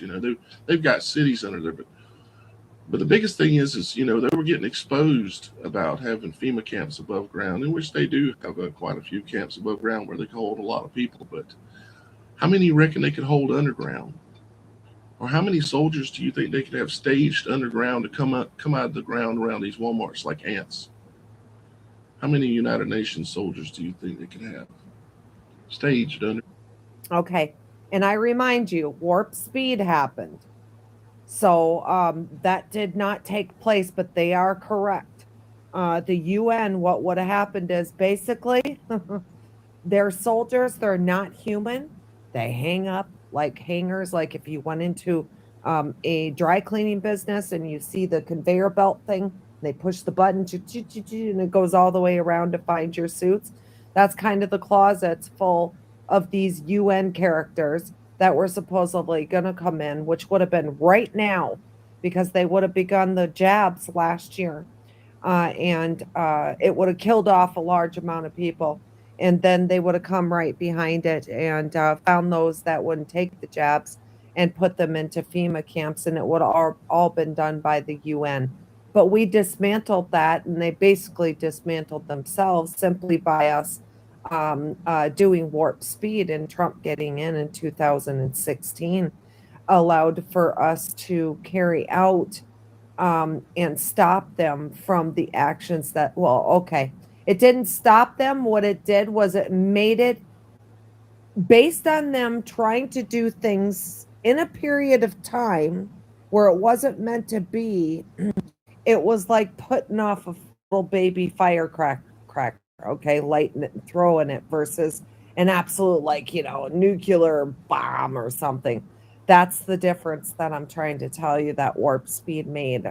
Without warp speed right now, you would not be in your home. I would not be in my home, period. That would just be it. We would either be dead or in a FEMA camp.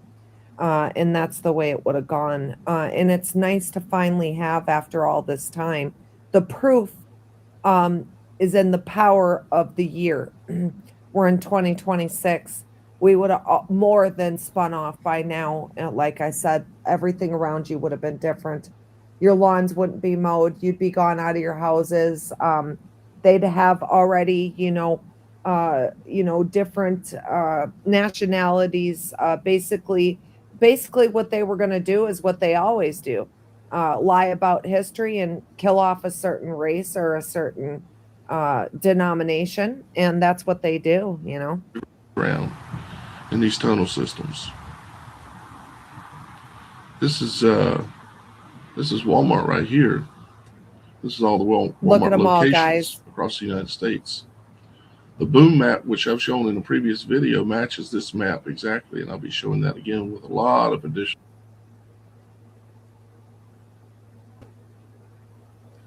Okay, we are 1 hour left out of the 3 hours, you guys. 1 hour left. We'll save that for tonight. Take a break here, get some lunch and everything, and I'll be back at 5 o'clock.